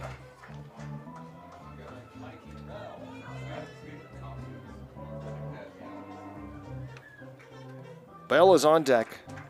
Leiterman, one of the top hitters on this Goldpanner team, in front here, 3 balls and a strike. Way outside for ball 4 that walks in a run. Give Leiterman an RBI. The 4th consecutive walk and the 6th walk of the inning. Starter Andrew Moberly walked just 1 through 5 complete. And now it's Mikey Bell. You know what he'd like to do right now? 1 for 3 so far. It's now a 7-3 lead.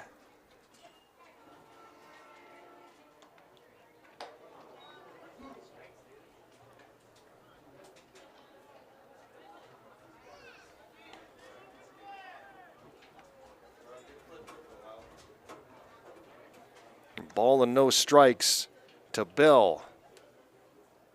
Out of Gonzaga. Swing and a miss, 1-1. Bell batting .341 this season. And he does have 1 home run.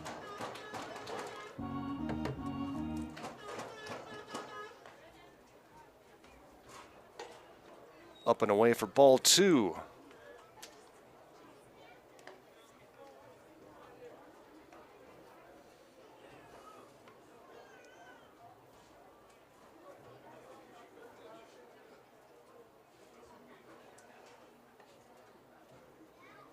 Two outs, bases full. 2-1 pitch is up and away, 3-1. Well, now Tegan Aiden having trouble throwing strikes.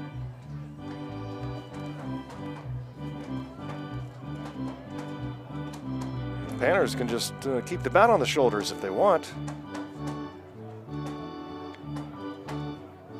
But you know Mikey will be looking to swing if he gets something where he likes it here on a 3-1. And he pops it up right side. This will get out of play. 3 balls and 2 strikes.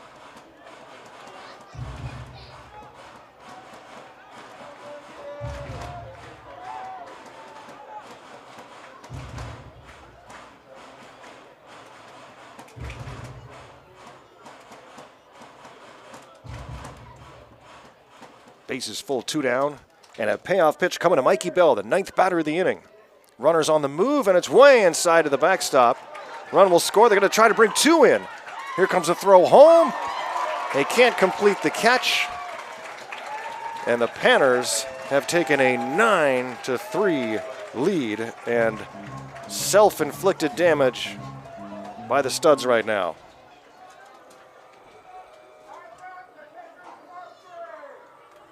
Coming to the plate, Jacob Badaiway. 9-3.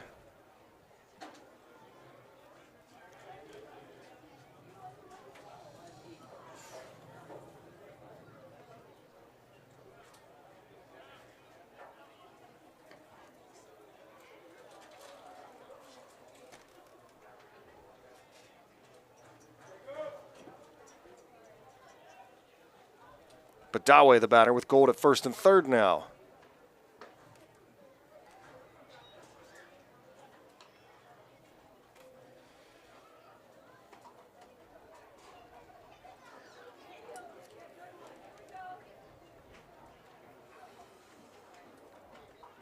Panners trying to put it away here in the bottom of the sixth, a long bottom of the sixth. This is the 10th batter. Badawe 1 for 1, was hit by a pitch and walked in the game. He has scored twice.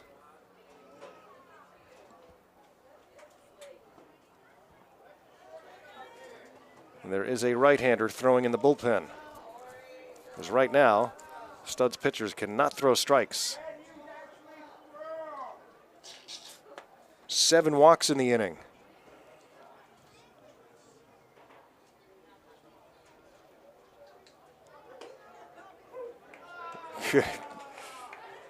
Gets a little help on that one. 3-1.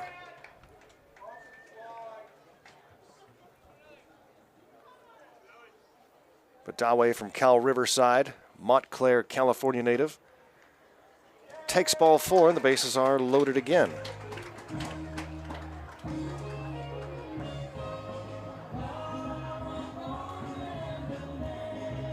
And here comes head coach Barry Aiden once again out to talk to his son Tegan.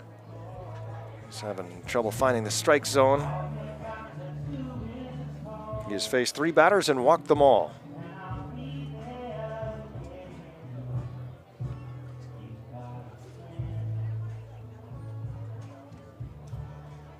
How many walks this inning? 100. I don't know. 8 walks in the inning. 8.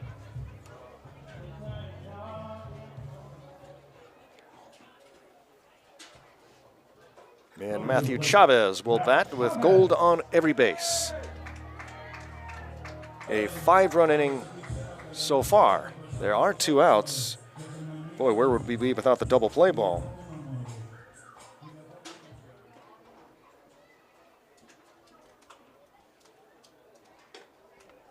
Upstairs.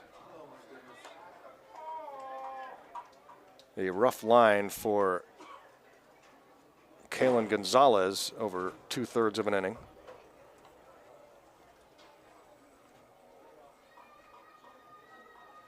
Five runs.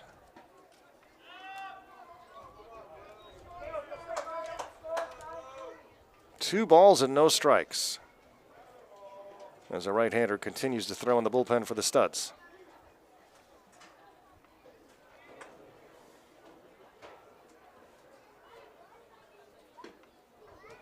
3-0.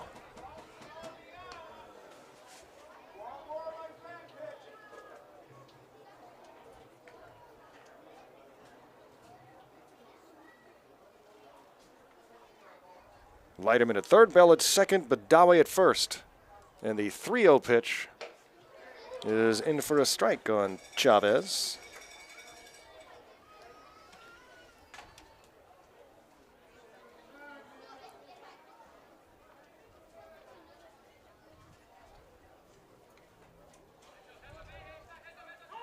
And a baseball rolls onto the field of play from the bullpen, so time is called.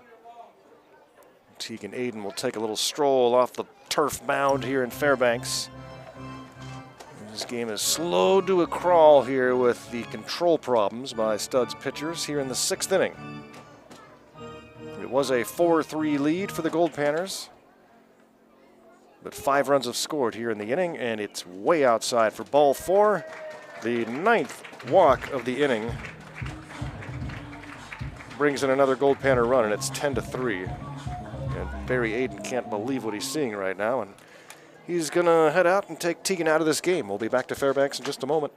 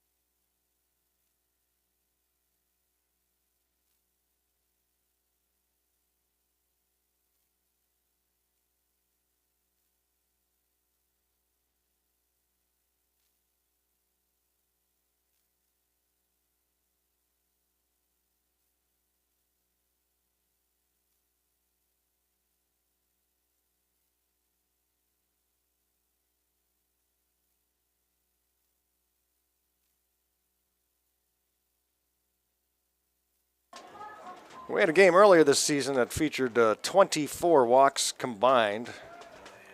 That was something to behold.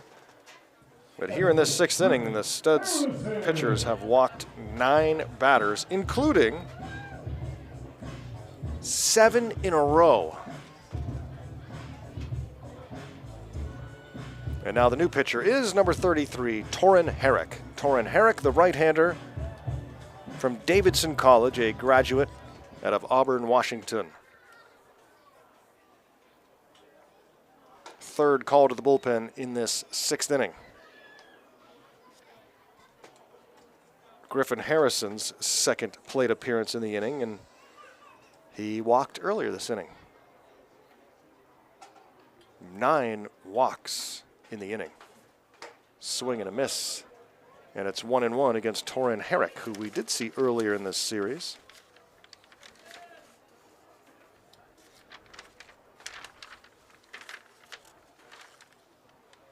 No, we didn't. We saw his brother, Peter Herrick.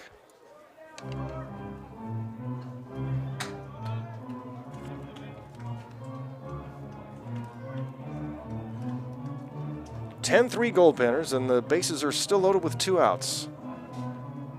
The Studs now 1 strike away from finally putting end to this sixth inning. The 1-2 to Harrison, and he strikes him out. And that's all it took. How easy that was. Panners add 6. They've stretched their lead to now 10-3 through 6.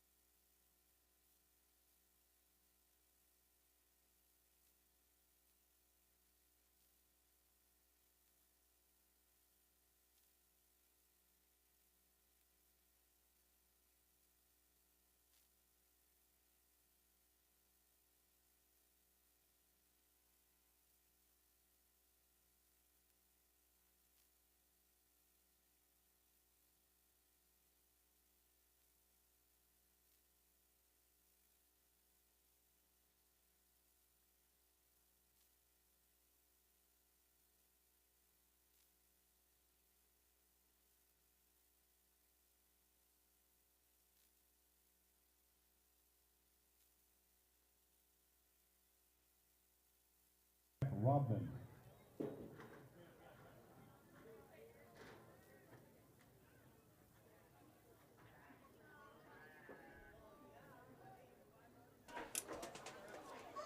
Goldpanners now with a 7-run lead on the Studs here in the series finale of the Midnight Sun Series against the visiting Seattle Studs. Panners started the day 6-4 with 2 ties. The Studs 13-5. Goldpanners 6-3 here at home. We'll be looking for their first road win when we get to Grand Forks.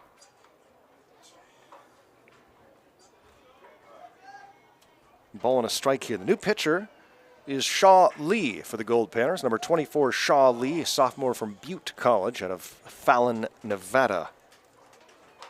This one is fouled back and over our heads.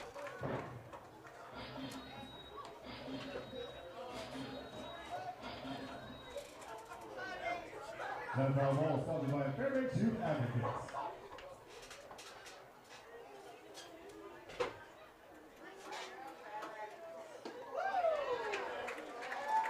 Strikes him out. Robin has been a strikeout victim 3 times today. Here's Bryce Foster, 1 for 2 with a single. Studs with 3 runs on 4 hits. Those 3 runs coming on a bases clearing double from Logan Shepard in the 3rd inning.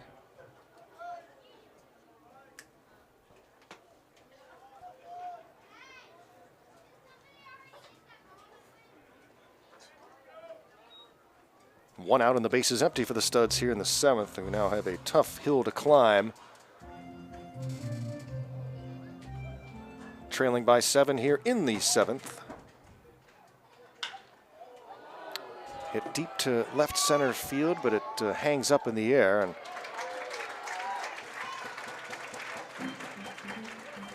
ball is caught for out number 2. Back to the top of the lineup. Drew Kamahara.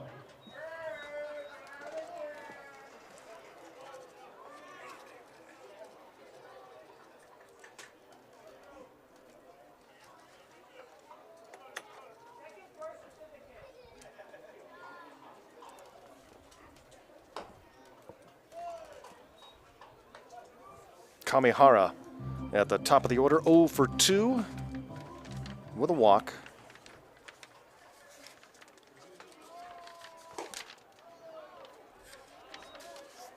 He is 0 for 14 here in Fairbanks. Your top of the order hitter. Called a strike.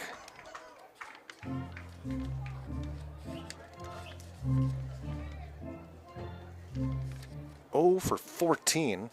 This could be his last plate appearance, potentially.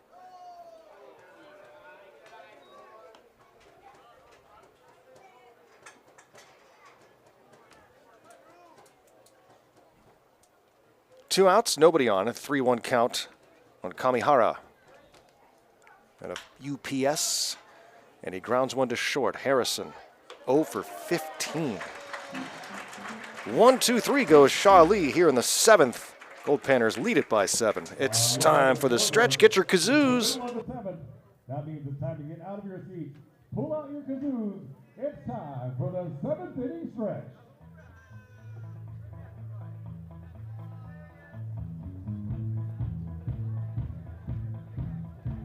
I was walking on the street on a sunny day.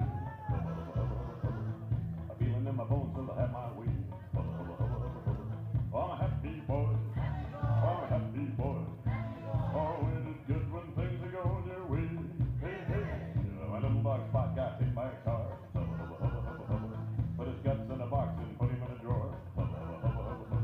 Oh, I'm a happy boy. Oh, I'm a happy boy.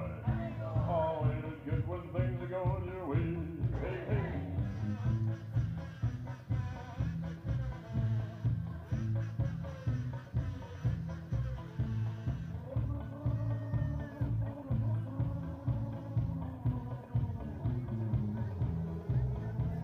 Forgot all about it for a month and a half. I looked in the drawer and started to laugh. Cause I'm a happy boy. Oh, I'm a happy boy. Oh, ain't it good when things are going your way? Hey, hey.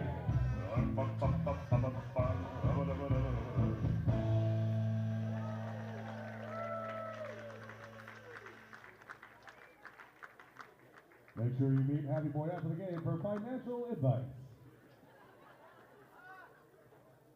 The 7th inning stretch brought to you by Lithia Chevrolet.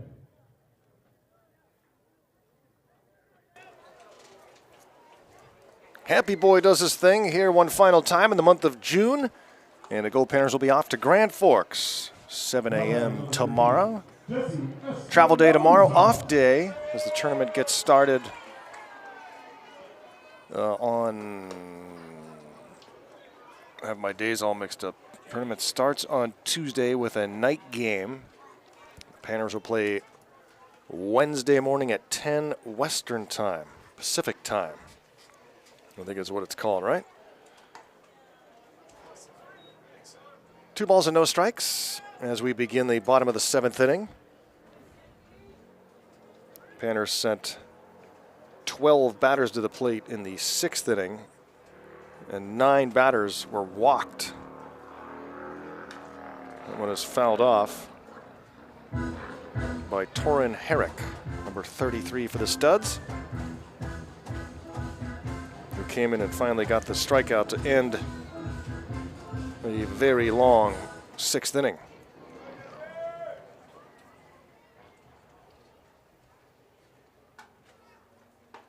Swing and a miss. 2-2.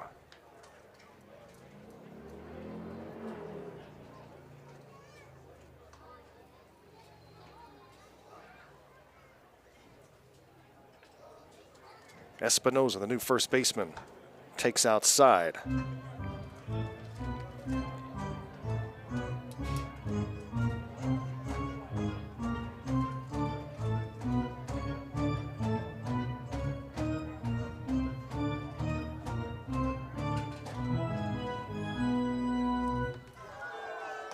Swing and a miss.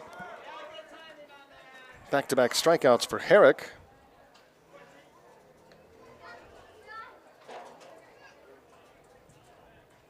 And we go to the top of the order for Holt Williams.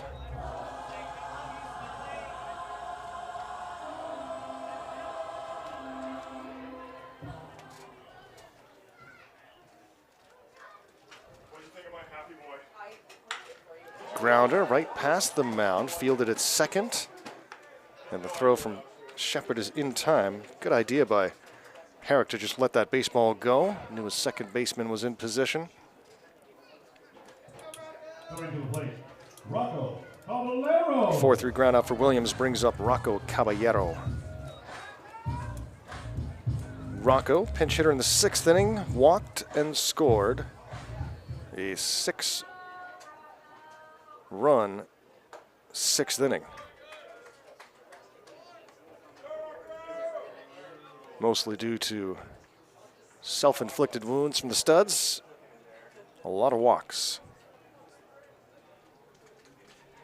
The Panners will take it. Grounded towards third. Good stab. Mirashagin. Nice throw to first in a 1-2-3 inning for Herrick. And we'll head to the 8th. It's 10-3 Goldpanners.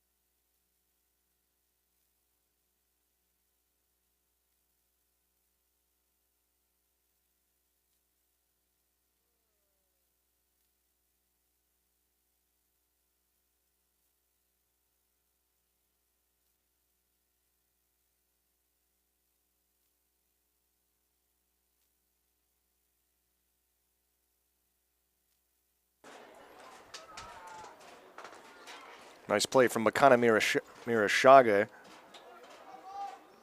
to end the bottom of the 7th inning. Now he leads off the top of the 8th against Shaw Lee. Mirashage 0 for 2 with a sacrifice bunt today. Panners trying to clinch this series with a victory here today. Panners have taken 2 of the first 3 meetings. Ground ball to third. Able to get his foot back down in the bag is Espinoza. 5-3 putout takes care of Mirashage, and the Studs down to their last 5 outs. Brings up Zion Williams. Will we see the Studs in Grand Forks? Well, we'll see them, but will we match up on the field against them? That would have to be in the playoff rounds.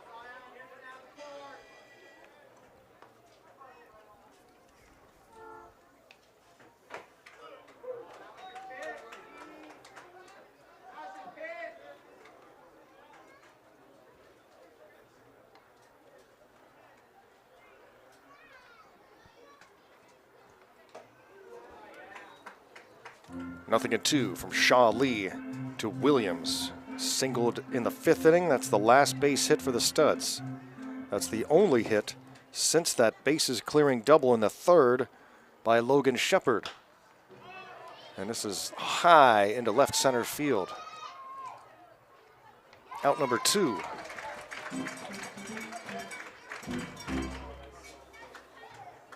Coming to the plate, Ben Schnerman.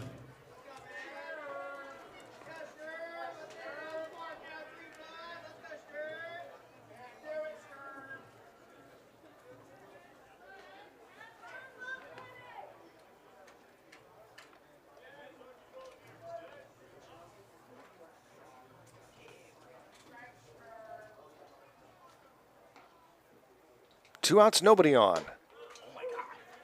And a strike called on Schnerman. Well, Schnerman's had a great series. It's probably his last at bat. 1 for 2 today.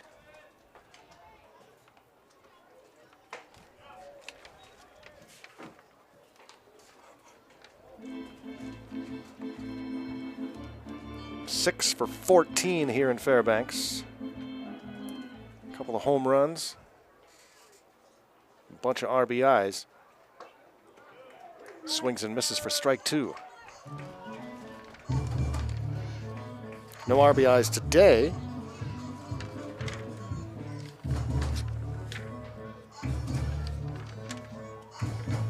Seven ribbies in the series. He bats here with nobody on and 2 outs. The 1-2 pitch to him. Lee, the breaking ball gets him to foul it back and out of play. 8th inning, 10-3 Goldpanner lead on a hot, sunny Sunday afternoon. Closing out solstice weekend. The 1-2, swing and a miss. Strikes out Schnerman. Back-to-back 1-2-3 innings, 6 up and 6 down for Shaw Lee. We'll go to the bottom of the 8th, 10-3 Panners.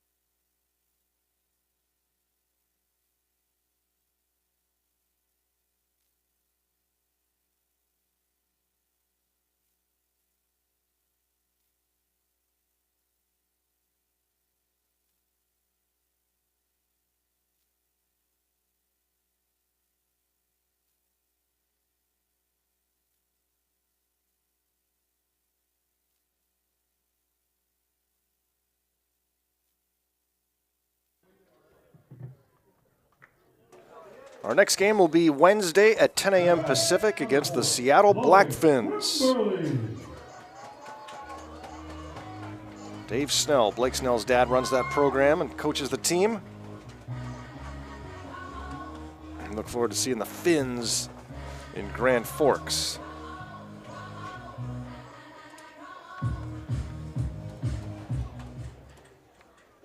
As the Panners go to Canada. Used to go down there, play in the Grand Forks tournament, and then head to Kamloops to play in that long-running tournament, but the pandemic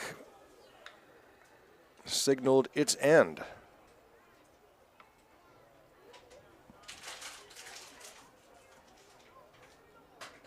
No more Kamloops tournament, but Grand Forks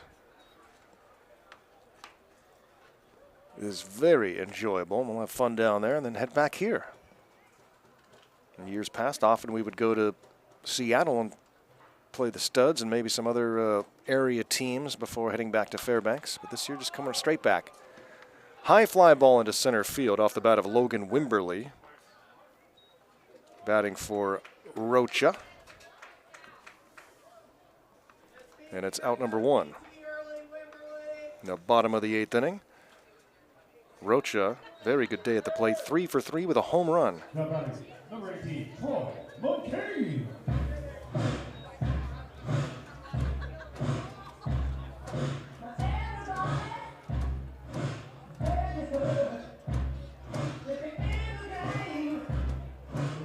It was a 4-3 Goldpanner lead after 3. But a 6-run 6th inning as control problems plagued Studs pitchers, and they walked 9 Goldpanners in the inning. It's now 10-3. 10 runs, 7 hits for Fairbanks, 3 runs, just 4 hits for the Studs.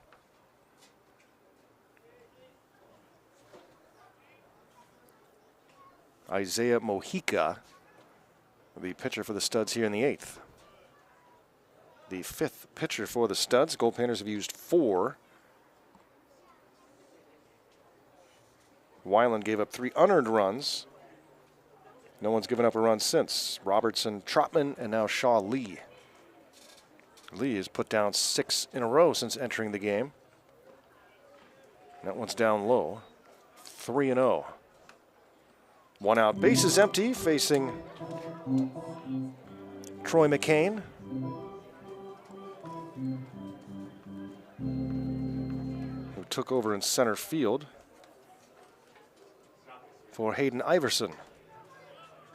And he walks.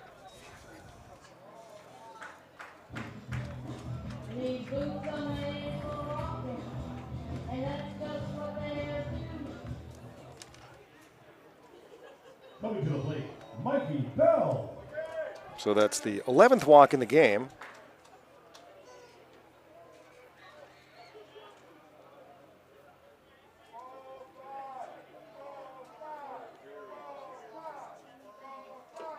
Swing and a miss.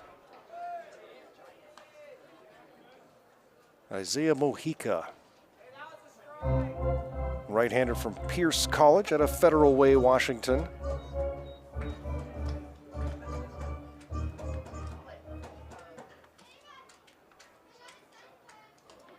Way up and in and off the catcher's mitt. Jogging to second base goes McCain on the wild pitch.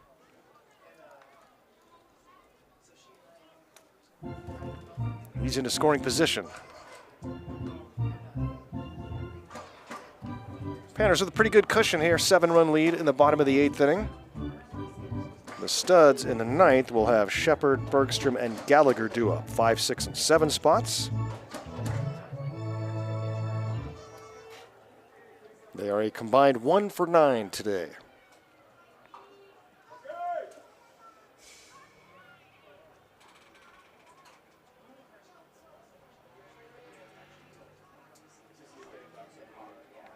The 1-1. Chop foul.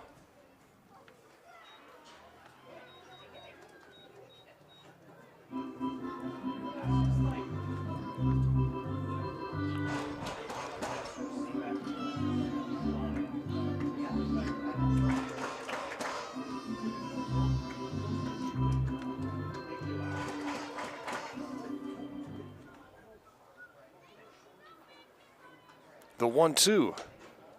And it's up high. 2 balls and 2 strikes to Mikey Bell, sophomore from Gonzaga, Fresno, California native. Smack dab in the middle of the state.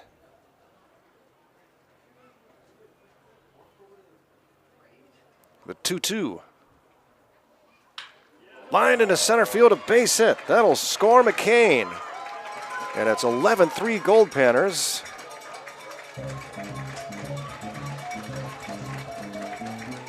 Second RBI of the day for Mikey Bell and his second hit.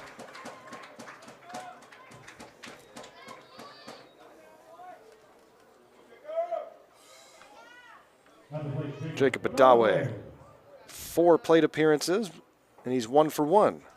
Couple of walks. He's scored 2 runs. He's also hit by a pitch.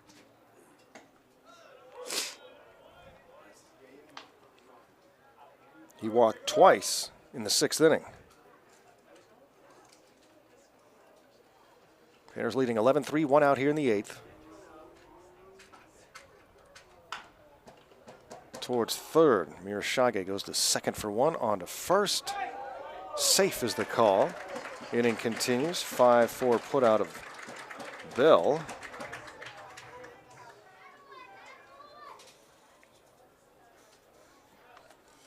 Fielder's choice for Badawe. Here's Chavez. Going to the plate, Matt Chavez. Garrel Von Dane here in Fairbanks. Last broadcast from Growden Memorial Park in the month of June. Our next one will be July 4th. Ventura County Pirates on Independence Day, a 2 p.m. start.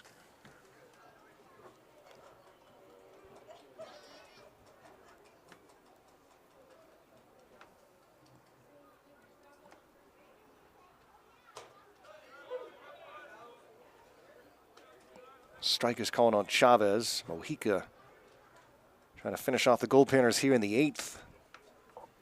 Studs need a massive rally in the 9th. They trail it by 8.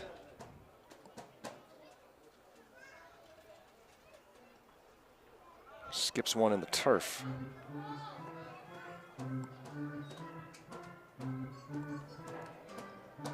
Matthew Chavez, a junior from Cal Baptist.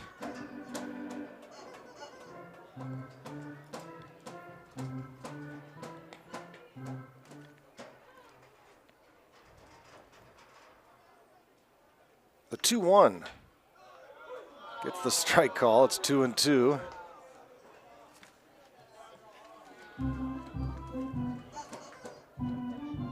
This game started just after 2 p.m. Now at 4:39 p.m. local time as the days are getting shorter.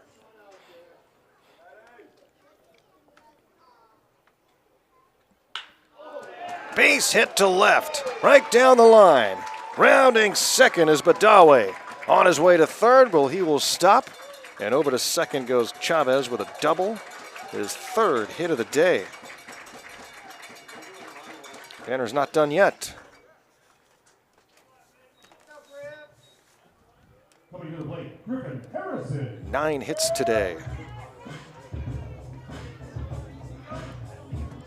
And now Griffin Harrison can drive a dagger into the studs with a base hit here. Harrison, a 3-run home run back in the 2nd inning. Seems like a long time ago. 1 for 3 with a walk today. Pops this one back, and it will find the seats. That ball sponsored by Advanced Family Dentistry.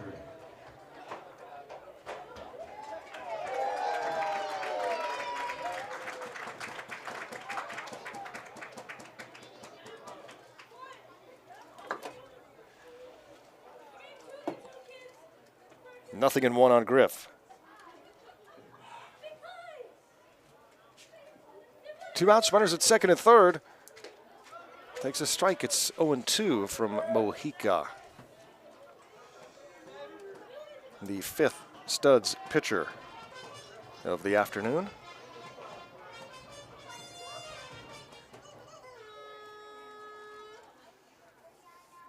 The 0-2. Smashed down the left field line. That is a fair ball against the wall. 2 more runs score. Griffin Harrison has driven in 5 today. A 2-run double puts the Goldpanners on top by 10. What a day for Griff.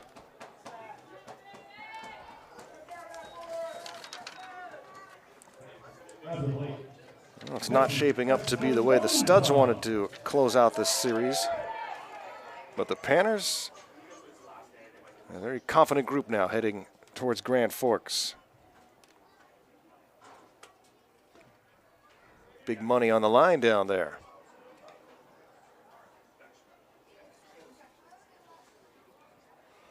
Panners starting with the Seattle Blackfins. 10 a.m. on Wednesday morning, Pacific time. Audio-only broadcasts from Grand Forks on YouTube.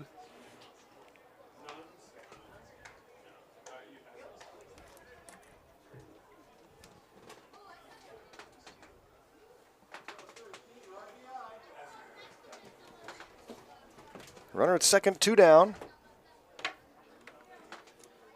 Espinoza fouls one off. 0 for 2 so far is Jesse.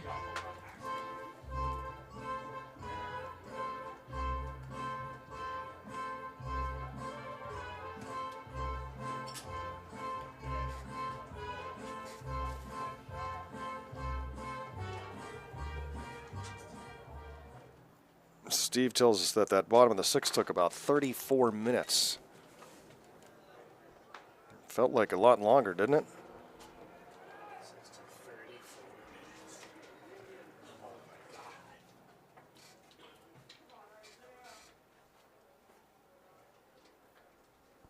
Yes, beach ballers, the Studs are still in the Pacific International League. Back to the mound it goes. And Mojica throws the first to put an end to another long inning here in the 8th. Goldpanners add 3 more. They lead it 13-3. Last chance for the Studs when we come back.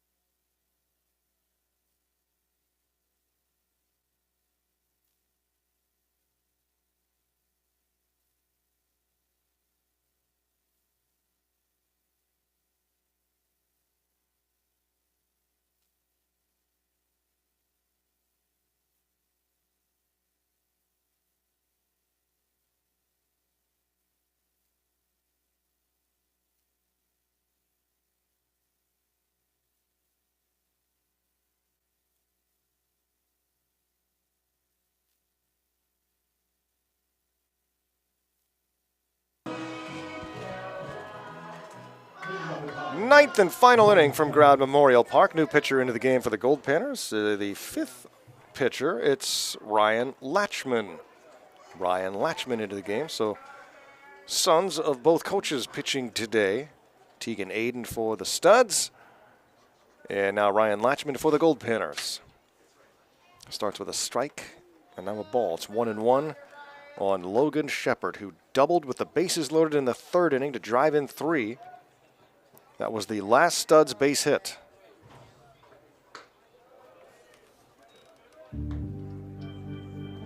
Correction, 1 base hit since then, a single in the 5th inning. So the Studs are 1 for 15 since Shepard's double.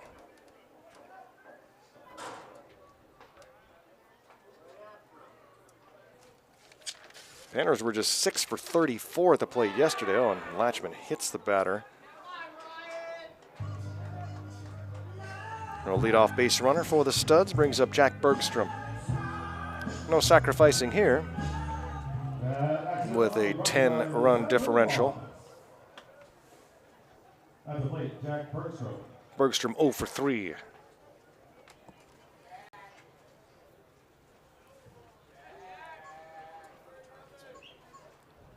Pack up the gear after this one.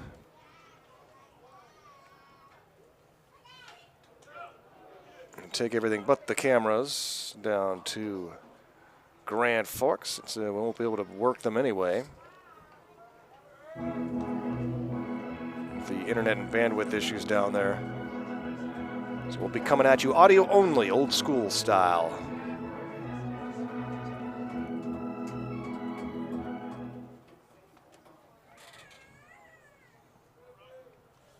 One ball pitch to Bergstrom. In for a strike, 1-1. Ryan Latchman, the senior out of Biola, 6'5", San Juan Capistrano, California. Ryan's mom in town to watch.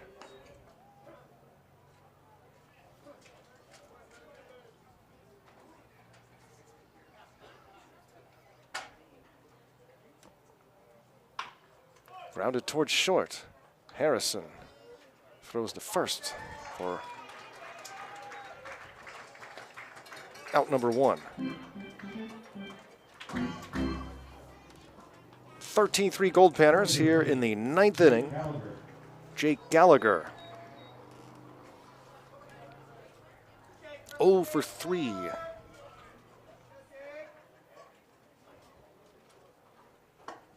There's a runner at third base with 1 down.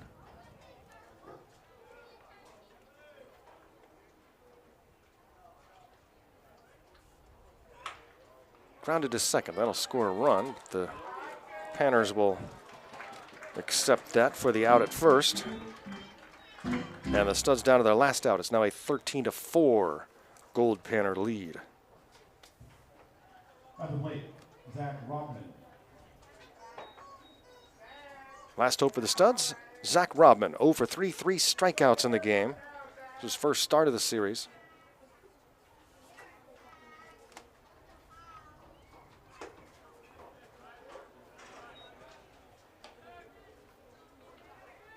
Big day for Matthew Chavez today, 3 for 4. Griffin Harrison, 2 for 4 with a home run, a double, and 5 runs batted in. This one is popped up, foul territory right side. Alex Garcia makes the catch for the final out. And the Goldpanners take the series from the Studs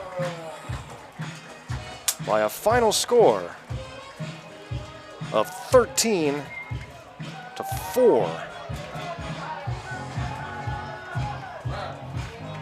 The Panners celebrate victory here against the Studs.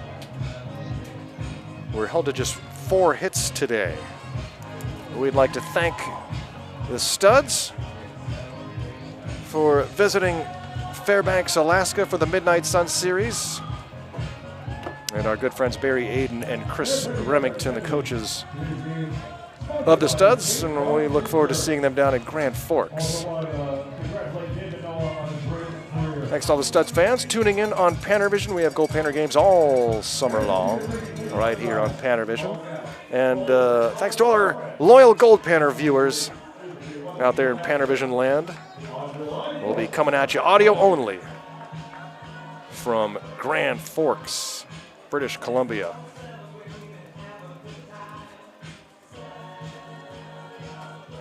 Wednesday, 10 a.m., our next broadcast. The Goldpanners will take on the Seattle Blackfins from the Grand Forks International in British Columbia. Thanks so much for tuning in to Goldpanners Baseball here on PannerVision, where you can tune in, turn on, and pan out all summer long.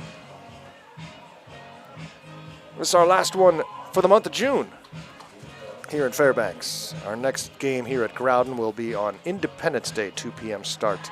But first things first, Grand Forks International, Wednesday, 10 a.m. Pacific against the Blackfins. For Raleigh Johnson and Bam Bam Burnley, I am Garrow Von Dane saying goodbye from Solstice Weekend in beautiful Fairbanks, Alaska. We'll see you on Wednesday, everyone. The Goldpanners defeat the Studs 13-4 and take the series 3-1.